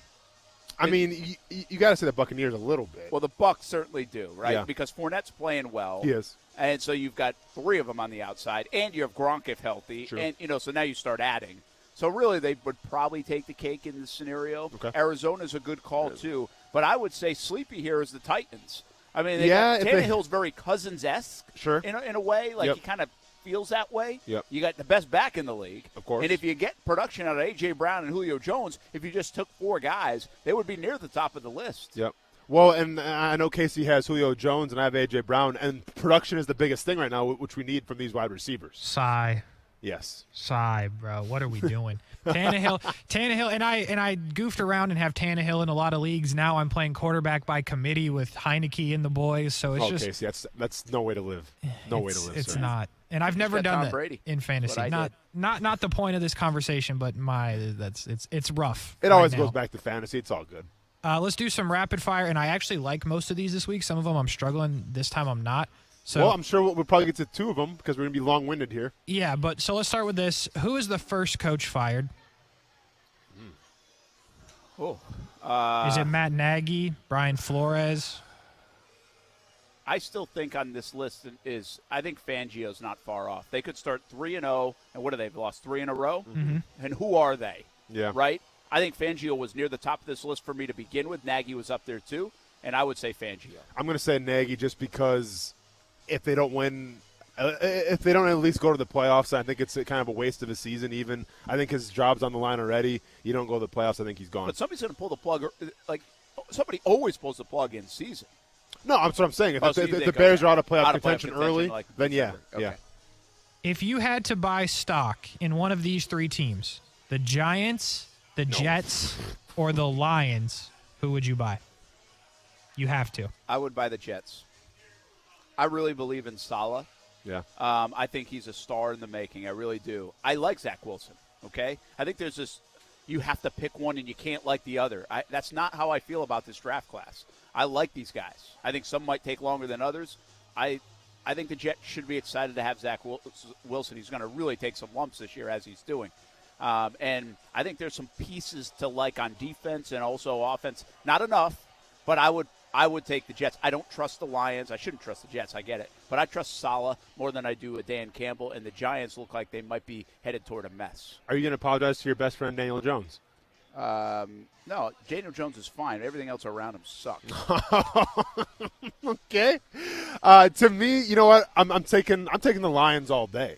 Because I'm going to buy into the fact that Aaron Rodgers is going to be gone after this season in Green Bay. I'm going to buy into the fact that they have a laundry list of first-round picks coming up now that they can use to start building that franchise back up. And I'm going to buy into Jared Goff being an okay quarterback and better than where Zach Wilson is right now currently. So go ahead and give me the Detroit Lions. Very interesting. How about you, Casey? Answer that question. Definitely not the Giants. The Giants do seem like they're going to go backwards before they go up. Yeah, I mean, get rid of Daniel Jones and start talking to me. And I don't trust Jared Goff. Saquon Barkley. He should be at some medical clinic. What are you worried about Saquon Barkley for? They have a running back in Daniel Jones? You worried about Saquon for? All right, we bought you time, Casey. Who you got? I guess the Jets by default. I thought it was a fascinating question. I believe in the coach a bit. I believe in Zach Wilson more than Daniel Jones or Jared Goff somehow, some way. Do you guys not like first-round picks or what? Are those just bad news to everybody? I mean, all the first-round picks that have ever been picked on my teams have just brought me pain and suffering. So that's that. Real quick, if you didn't Google it, hopefully you didn't, what does Khalil Herbert do for a living? Is that his brother? No, that's the running back for he's the running back for the Chicago Bears, right? Yeah, guy was I'm just fascinated by this. Guy was a 6th-round pick, played for Kansas and Virginia Tech, third running back on the depth chart, and you're behind David Montgomery, who's really good, gets hurt, then you're second on the depth chart behind Williams, gets COVID, you get thrown in there, 19 for 97, 5.1 a carry, and a touchdown. That's awesome. How about it for that guy? I don't know anything. I'm not like a dieharder. I don't know the guy, but it just seems like a cool story.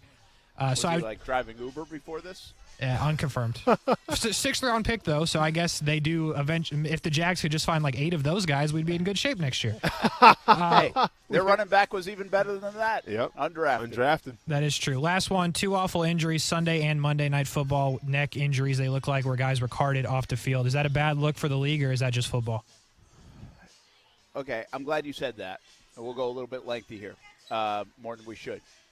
But I'm glad you brought that up. I don't think it's a bad look for the league. It happens in the NFL. And now I think the broadcasts are doing a good job of telling you exactly how much they do to protect the player in that situation, where it might not be as catastrophic as it looks. Yeah. You know what I mean? Yeah. And they did a good job of saying that. I thought Sunday night did a better job than the Monday night crew. Yeah, but to put your point, though, they also did a great job of keeping the updates coming. They did. When they got to the locker room and everything. So that was good. But I said this to you yesterday in the break. Yeah. And I said Daniel Jones playing on Sunday I thought was a bad look for the NFL. That guy gets wobbly 6 days early standing up on the field. We know concussions are a big thing. Safety's a big thing. The impact on kids and how many want to play football and parents is a big thing. To have Daniel Jones go right back out there and get his brains beat in for 60 minutes against a very good defense and Aaron Donald and the rest, I thought was a bad move by the NFL. I thought it was a bad move by the New York Giants putting their quarterback out there, quite frankly. And I will say this, the Taylor guy from number 52 for Sunday night's game for the Seattle Seahawks, there's talk that he will play this week. I don't think he should. I think those are bad looks. You can't be on a stretcher immobilized. Now, you can. I understand it. But I just think it's a bad look. Hold him out for another week. Yeah. You know what I mean? Because what if he gets hurt again this week? Yeah. That will be an awful look for the league. No, without a doubt. Yeah, see, this is a tricky one. I do agree that those injuries happening live, I don't think it was that much of a detriment to the NFL because those things do happen. Yeah. And they don't happen every week, but it happened twice in 2 days. And you err on the side of caution and getting them immobilized and all that stuff. I will say my trust has to be with the third party in terms of the concussion evaluations. That's what they were hired for. So I put my faith in them making the right call and not being swayed. Well, this guy is one of the best players on the team. We got to play him. Like, I don't think those are the roads, those avenues that are traveled on. So I'm going to put my faith in the third party. Also, though, I think when the game was out of hand against Los Angeles and you still have Daniel Jones in there, then, yes, something's up with that. And I think that the coaching there needs to be held accountable because you can tell he wasn't himself. He didn't have his best game. He just wasn't there. And even maybe you were able to memorize some words correctly, and that means you can play. But then when you go out there and you're not yourself, that's the coach's job to save you from yourself, especially when you're getting blown out by Los Angeles Rams at home. Well, so that falls on Judge. And by the way, we have enough. I've done enough stories, and I'm not an expert on it, but I've talked to enough doctors and stories on concussions over the years to know that second one in a short span of time is really the most devastating. And who knows how many he's got. But to me, that's why I would hold him out. You don't want to get another one within a 7-day period. You don't want to get another one anyway. I just thought that was a bad look. I don't know if I'd feel I do. I think they should hold these guys out, Luan and whoever. If they're eligible to go, I would hold them out. Be cautious. And then going back to Luan, I am happy that he is okay because it was definitely a scary incident, scary scene. But at the same time, he inflicted it on himself because he tried to, and some linemen still do this, where there's a pile and you want to inflict damage, so you essentially kind of like roll yourself on the pile and lead with your head because that's going to do the most damage to a defensive lineman, and that's what Taylor Lewan did. And in doing so, he ended up knocking himself out. So I think those plays right there where that play didn't have to happen, it wasn't necessarily a football play. I think it was a play designed to inflict, pain, if you will.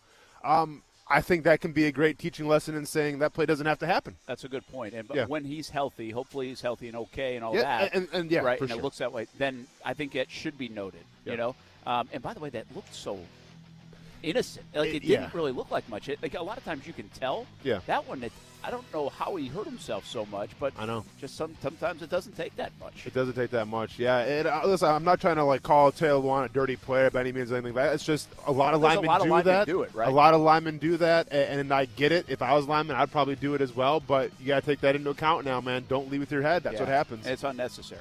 Correct. There's no addition to that play. Not a football that, play, right? Yeah. I do think the NFL, there's an optic play here that I think they got to be careful. They really do. With some of these two guys, and I thought Daniel Jones was a real mistake by the Giants in the NFL. I don't care if he got approved. Hold him out for another week and make sure he's okay. Yeah. Especially in the quarterback position. You say you're going to protect quarterbacks. That guy's indefensible sometimes, man. He gets hit in the head again. Who knows for Daniel Jones. I did not like him playing on Sunday, and it did the Giants no favors anyway for him to play. No. We'll be back. Action Sports Jax on ESPN 690 live from Topgolf right here in Jacksonville.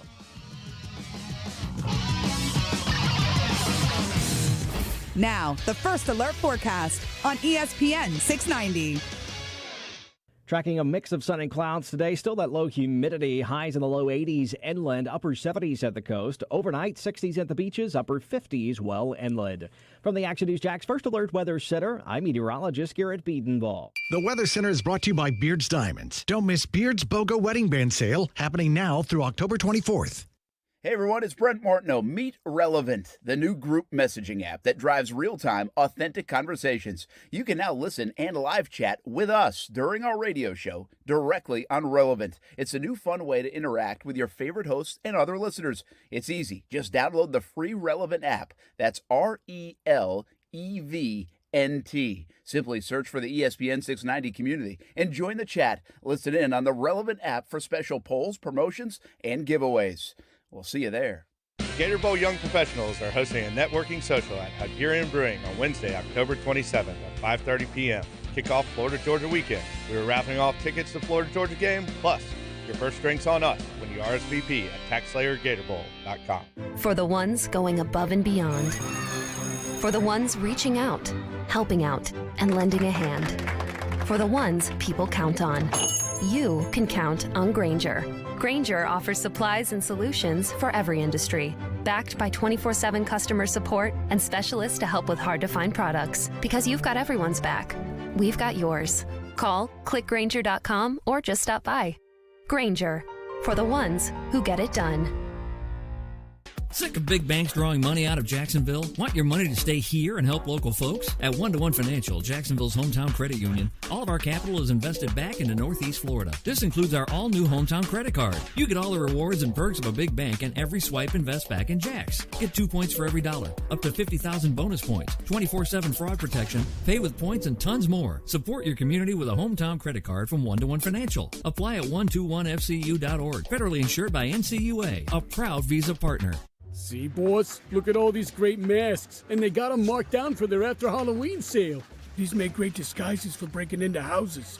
Oh, yeah. It's perfectly normal for a big guy in a Spider-Man mask to be lurking around the neighborhood. I wouldn't be lurking. Whatever. Just make sure you don't go near any safe-touch houses. Those things aren't safe for us crooks. Hey, before I forget, that house we've been casing, when are those folks going out of town again? Black Friday. And since they don't have safe-touch security, we don't have to worry. Yeah, no safe touch means no two-way communicator or crash and smash technology, no video monitoring, and no headaches for me. Here, look, What do you think of my new mask? It's definitely an improvement. Thanks. You find another house without Safe Touch and the mask is on me. Consider it done. Crooks know to stay away from Safe Touch houses. Hi, I'm Lester Jackson, president of Safe Touch Security Systems. No one beats our technology or our price. Call Safe Touch today at 888-723-8682 or go to safetouch.com. State license number EF233. It's a new approach to healthcare. The Center for Health and Sports Medicine is built on the pillars of health: physical, mental, spiritual, and emotional, with primary care sports medicine physicians, mental health counselors, an advanced diagnostics lab for wellness and sports medicine, and 24/7 on-site state-of-the-art fitness facility, all under one roof. What does this mean for you? As a Center for Health and Sports Medicine patient, you'll receive medical care in a collaborative, proactive, goal-oriented manner. In other words, everything they do is centered around you. Learn more at jacksfamilysportsmed.com. Temperatures keep climbing, and hotter weather means your body needs more water. Stay hydrated. CGC Water Treatment wants to make sure the water you and your family drink is cleaner, healthier, and tastes great. It starts with the Connecticut system, proudly made in America and installed by the pros CGC Water. Not sure about your water? Call CGC. They'll analyze your water for free. I haven't had to worry about my water since I got mine installed because Connecticut systems remove up to 99% of the contaminants. If you're not filtering your water, you are the filter. Connecticut makes the world's most efficient softeners, non-electric twin tanks that use less salt and water during regeneration. Save up to $500 on select softener and RO systems this month. Financing available with approved credit. Call CGC Water at 904-552-1242. Call and ask about Conway Club, the new service program that will save you money on salt, filters, delivery, parts, and labor. Tell them Brent sent you and find out all the details and all the great ways you can save. Call 904-552-1242 or visit cgcwater.com, your local independent Connecticut dealer. 5G is here, but the big carriers want you to sign a pricey long-term contract to get in on the action. Well, no more, because Straight Talk Wireless has rolled out 5G coverage nationwide, with plans starting at just $35 a month with no contract. And get a Samsung Galaxy A32 5G for only $299, all on America's best networks. 5G coverage, 5G phones, less money. Straight Talk Wireless, no contract, no compromise. 5G capable device required. Actual availability, coverage, and speed may vary. In college football, Goodyear knows a new season means new possibilities, where every Saturday is an opportunity on the road to greatness. No matter if you're out there playing your hardest or cheering the loudest from the sidelines, tailgating in the parking lot, or your favorite spot to watch the game, Goodyear knows passion is what drives us forward all the way to the playoffs. That's the road that moves us. Goodyear, more driven. The NFL is on. Key, Jay, and now Max Kellerman. Here's a guy that you drafted in the first round that you think could potentially be the successor to Aaron Rodgers in the future, but could he at least be a damn backup? Keyshawn, J. Will, and Max. Weekday mornings at 6 Eastern on ESPN Radio and on ESPN2. Cisco's getting very close. He'd be the next one. Walker Little just takes a little bit of a time, but we're really happy with him. He's going to be a good player in the NFL. George loves him, and obviously Travis Etienne, Tyson Campbell's a starting corner for us. Jay Tufele, the reason we activated him, he really was coming on, and then he gets hurt. I'm trying to think who else we have. And then Jordan Smith is still a work in progress right now. Luke Farrell's, he's what we thought, maybe a little better. How's a rundown of the draft? Yeah. This is why one thing Urban, I think, should catch himself a little bit on top. We talk about the transparency, but way back in the draft time and when these guys were drafted, like, hey, we think these guys are going to be instant impact guys in the first, I think he said 3 or 4 rounds, like first 5 picks or something. Well, Trevor, we know. Etienne, you can't do anything about, and he would have been. Walker Little, he most likely wasn't going to be an impact guy. Brent, he's looking good in training camp, though, those one-on-ones. But if you're ready to crown him, the guys that you gave a franchise tag to played well, well, then he wasn't going to be an impact guy. I understand the selection, by the way, and I think it bodes well for down the road because it looks like they will need help, and I don't know if they'll pay Cam Robinson. It gives them insurance, and I like the depth of the Jags offensive line. I think when you can go to Will Richardson as your third guard and the guy's played before, like, that's a good thing. Sure. And so some of these investments have played out. Just don't tell me that he's going to be an impact guy. Yeah. And when Andre Cisco has not even really been on the field, and you can't get turnovers, and you got Wingard still back there. And by the way, Wingard has some good moments, but he also has some bad moments. Yes. Then I just think you got to be careful of that. And I think he talks in absolutes sometimes, and maybe it's like just because we all had this vision that Cisco was going to be ready to go and play. The only reason I thought Cisco wouldn't play is because he wouldn't have been healthy enough. Yes, which he seems to be healthy. Well, that's not a problem. It's certainly not that. So, anyway, you got to be a little careful. Pro Football Talk Power Rankings, I just saw this and landed on it on Twitter. Jaguars are up to 27th, by the way, plus 5. The Jets are below them, the Giants, the Dolphins, the Texans, the Lions. Yeah. Are the Jags better than all those teams? Say them again, please. The Jets, the Giants, the Dolphins, the Texans, the Lions. Houston's the only one. Because they lost to them. But they feel like they're playing a lot better football the last few weeks than Houston is. Yeah. Houston's getting lambasted by people outside. Well, I guess they played New England. You're right. Yeah. So, yeah, you can make the case. Yeah. Just ahead of them, by the way, is Washington.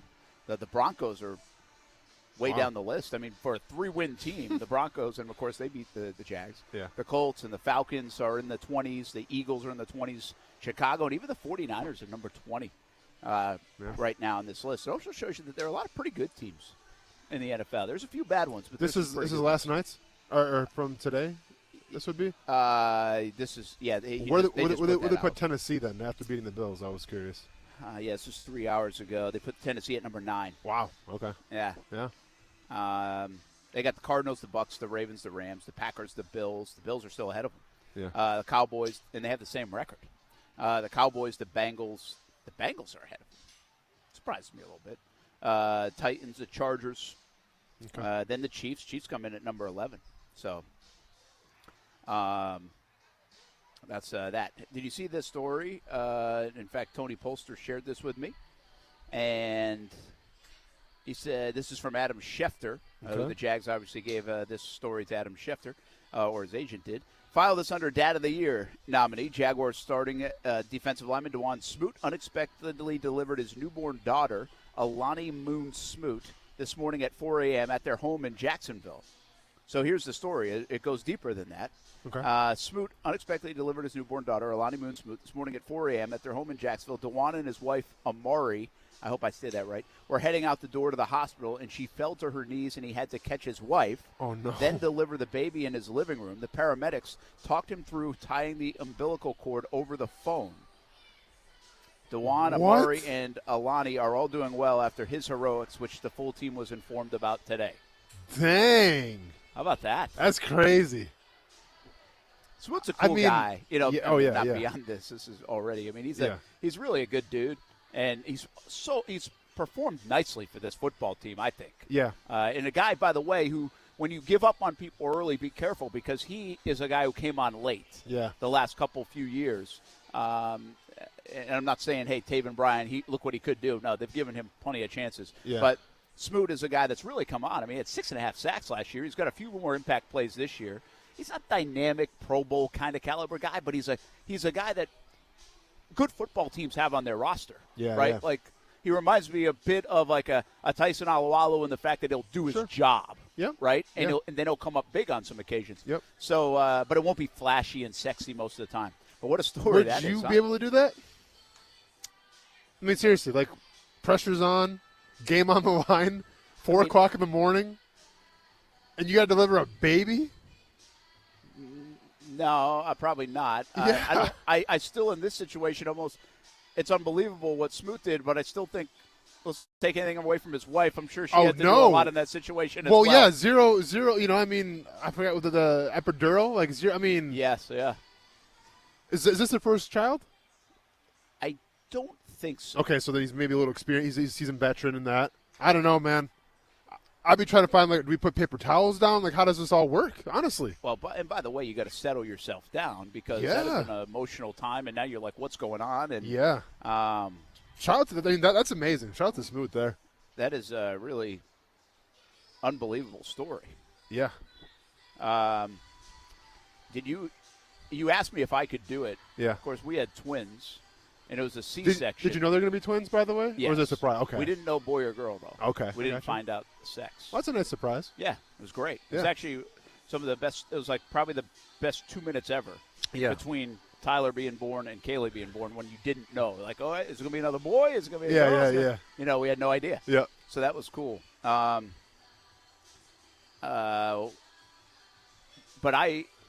I'll never forget this part about the birth of the kids is I had to go like in this little tiny closet while they prepared everything. Okay. I just remember this being this tiny room. I call it a closet. Okay. Room in the hospital. It just felt so small. Yeah. And I was in there for 10 minutes, and it felt like an eternity, right? Yeah. And so then you go in, and because we were having twins, you have extra doctors. Oh, okay. Like, Austin, it looked like a scene out of ER. Yeah. You know, it was like. Wait, so then you weren't there when they were born? Well, no, I was. Okay. They let me in eventually. They had to prep everything, do all the stuff, and then they're like, okay, now you can come in. Okay, right? I got you. And so I walk in, and it's like, it looked like a scene of 400 doctors. It's your time to shine, too, Brent. No, I didn't have to do anything. But well, it you got it for support. It felt like 400 people in there. Yeah, for right? sure. And they're all wearing blue and all this stuff, and I'm like, what is going on? Yeah. You know? and so they're like, hey, because they kind of like, with the C-section, they kind of put like a towel up or something up. And so I was at like Steph's, like the head area, of course, Steph.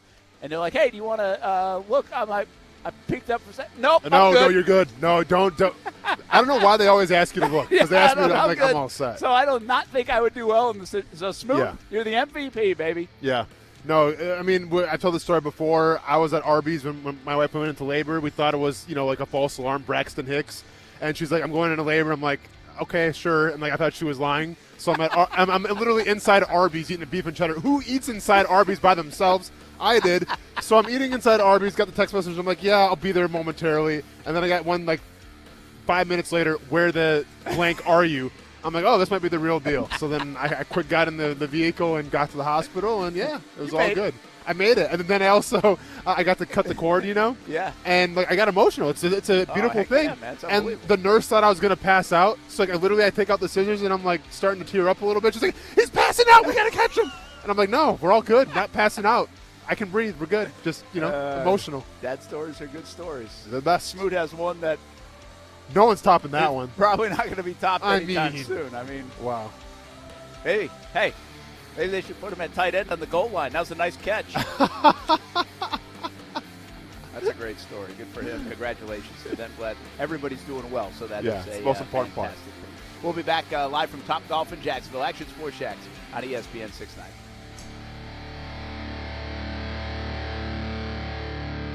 What's up? It's Casey of Action Sports Jackson. We have a huge night coming up right here on ESPN 690. From 3 to 5, listen to Brent Martineau and Austin Lane, and then they welcome in former Jags kicker Josh Scobie from 5 to 6. Right after that, join Gene Deckerhoff and the FSU head football coach Mike Norvell from 6 to 7 on the FSU Coaches Show. Then come back at 7:30 for Game 4 of the ALCS as the Astros try to get back into the series with the Red Sox, who lead 2-1. That's all coming up tonight right here on ESPN 690.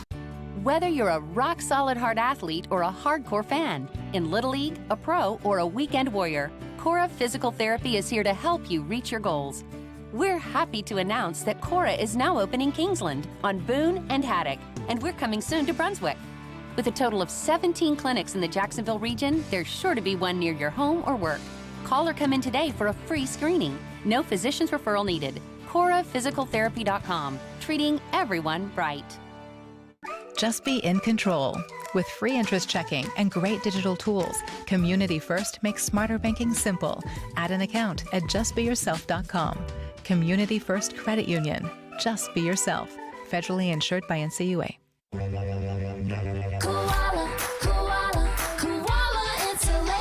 Hey, I'm Carrie. And I'm Bruce. We're the owners of Koala Insulation. Don't let the milder temperatures lull you into complacency. Fuel prices will continue to rise, as will your utility bills. Call us today and take advantage of our fall prices. We don't quote over the phone or just poke our heads up in your attic. We do a full evaluation to include attic ventilation needs as well as insulation. Give us a call at 904-679-6282 or online at koalainsulation.com. Gator Bowl Young Professionals are hosting a networking social at Hungarian Brewing on Wednesday, October 27th at 5:30 p.m. Kickoff Florida-Georgia weekend.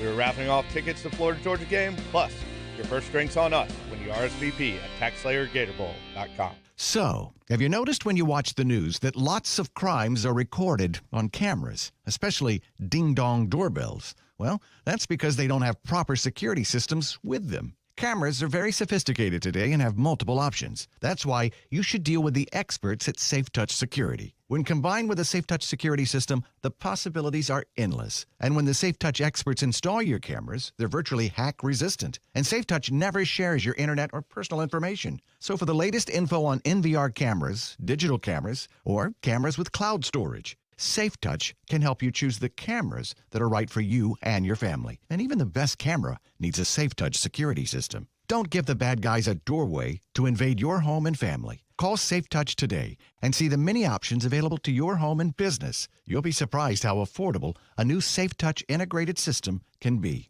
Call now while we still have our most popular options available, or go to safetouch.com. State license number EF0000233. If you're experiencing domestic violence, it is not your fault. Hubbard House is here for you.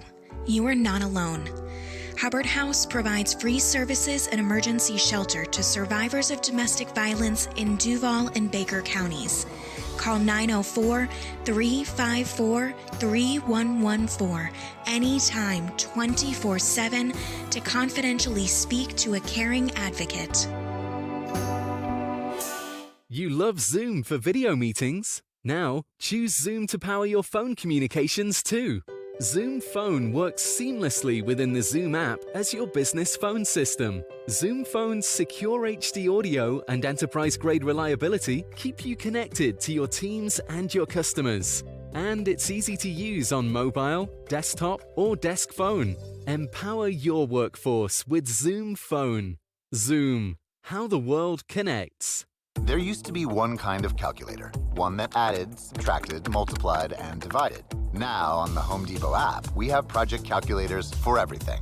Tile calculators, countertop calculators, moving calculators, mulch calculators, air conditioning calculators, wallpaper calculators, grass seed calculators, installation calculators, decking calculators, paint calculators, drywall calculators, and fencing calculators to take the guesswork out of your home improvement projects. The Home Depot app. How doers get more done.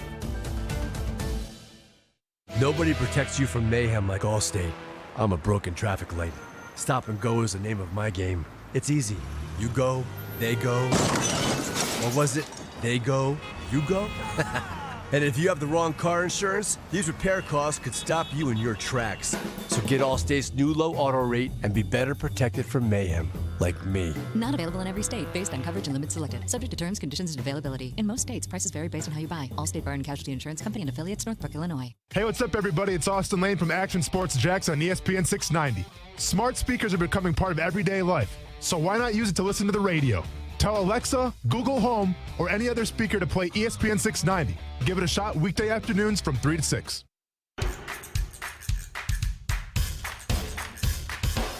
Yeah, the extra time ended up changing. So the play before, we were going to take a shot to the end zone. The problem in the situation, I guess the decision in the situation was the distance that we had. So we only had 5 seconds, but we needed 8 yards. So that was was a little bit more of the talking point. So I think we would have gone to the slider situation probably initially, but I think the 4th and 8 was what, with the 5 seconds, which made it a little bit more challenging. So our guys executed to perfection, and we've worked on it a ton, and so they did it great. All right, that's a good explanation, Darrell Bevel. I feel you. 4th and 8, they were a little bit. It sounds like that'd be like the farthest they would go with it, and they tried it out.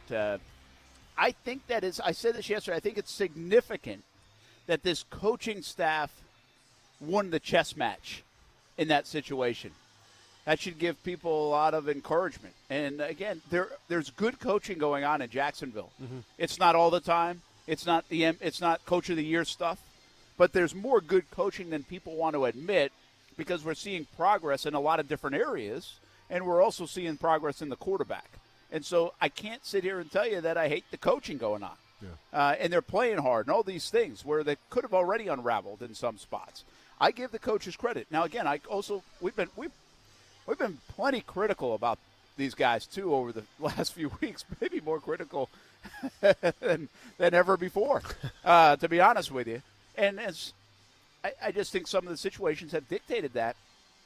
But I'm a guy, and probably in the minority here, that is probably more praise for Darrell Bevell than criticism overall. Yeah. I just do think some of his critical moment situations you can question because they've come up empty. And I'm going to do this over the next few days because we'll have a countdown to kickoff on Sunday morning, and it'll be the bye week edition. And I'm going to go back and count how many points I think they've basically left on the board this year already through 6 games. Mm-hmm. And I'm telling you, Austin, it's going to be somewhere in over 30. Yeah. And some of that's kicking, and some of that's failure and fourth and whatever. Mm-hmm. Some of that's drop passes at the goal line. Dan Arnold and Hollister come to mind. Mm-hmm. And so you take that, and if you would just – you're not going to get every play to work, but if you would just make some of those simplistic plays that it would look like, Jags could be averaging – I think in the mid-20s point-wise, and they might have won another game or even 2. Yeah, and that's where you want to be in the NFL. It's very hard to win when you're only scoring 20-something points a game. It's nearly impossible, especially with your defense right now who's still trying to figure it out a little bit. Well, they're really scoring like 19 a game or something. Yeah. So it's you're not going to win too many games that way. It's simple as that, and it's like I've said before. I attest points per game to the offensive coordinator. Yeah, that's fair. I mean, obviously it falls on the players as well, and you have to make the plays, make the catches, can't turn the ball over, all that stuff. But it starts with your offensive coordinator, and that's where the blame should be put. If the Jags come out of the gates in the second half of this year, well, not second half, but out of the bye, yep, and they scored like 27, 30, and 28. Oh, 30, Brent? No, I'm just telling you, I wouldn't be surprised because I think it's there for them. Okay. I just don't think they've been able to execute on the right spots to get there. But you say 30. I mean, if you throw a 30 and a screen pass in there, man. It's going to feel good. Man. Hey, we got to take a break. Football at 5 coming up, and also that means Tuesdays at Topgolf. Josh Scobie joins us coming up next. Action Sports Jax on ESPN 690. I love football, and I love chicken wings. Hey, everybody, this is Brent Mortno.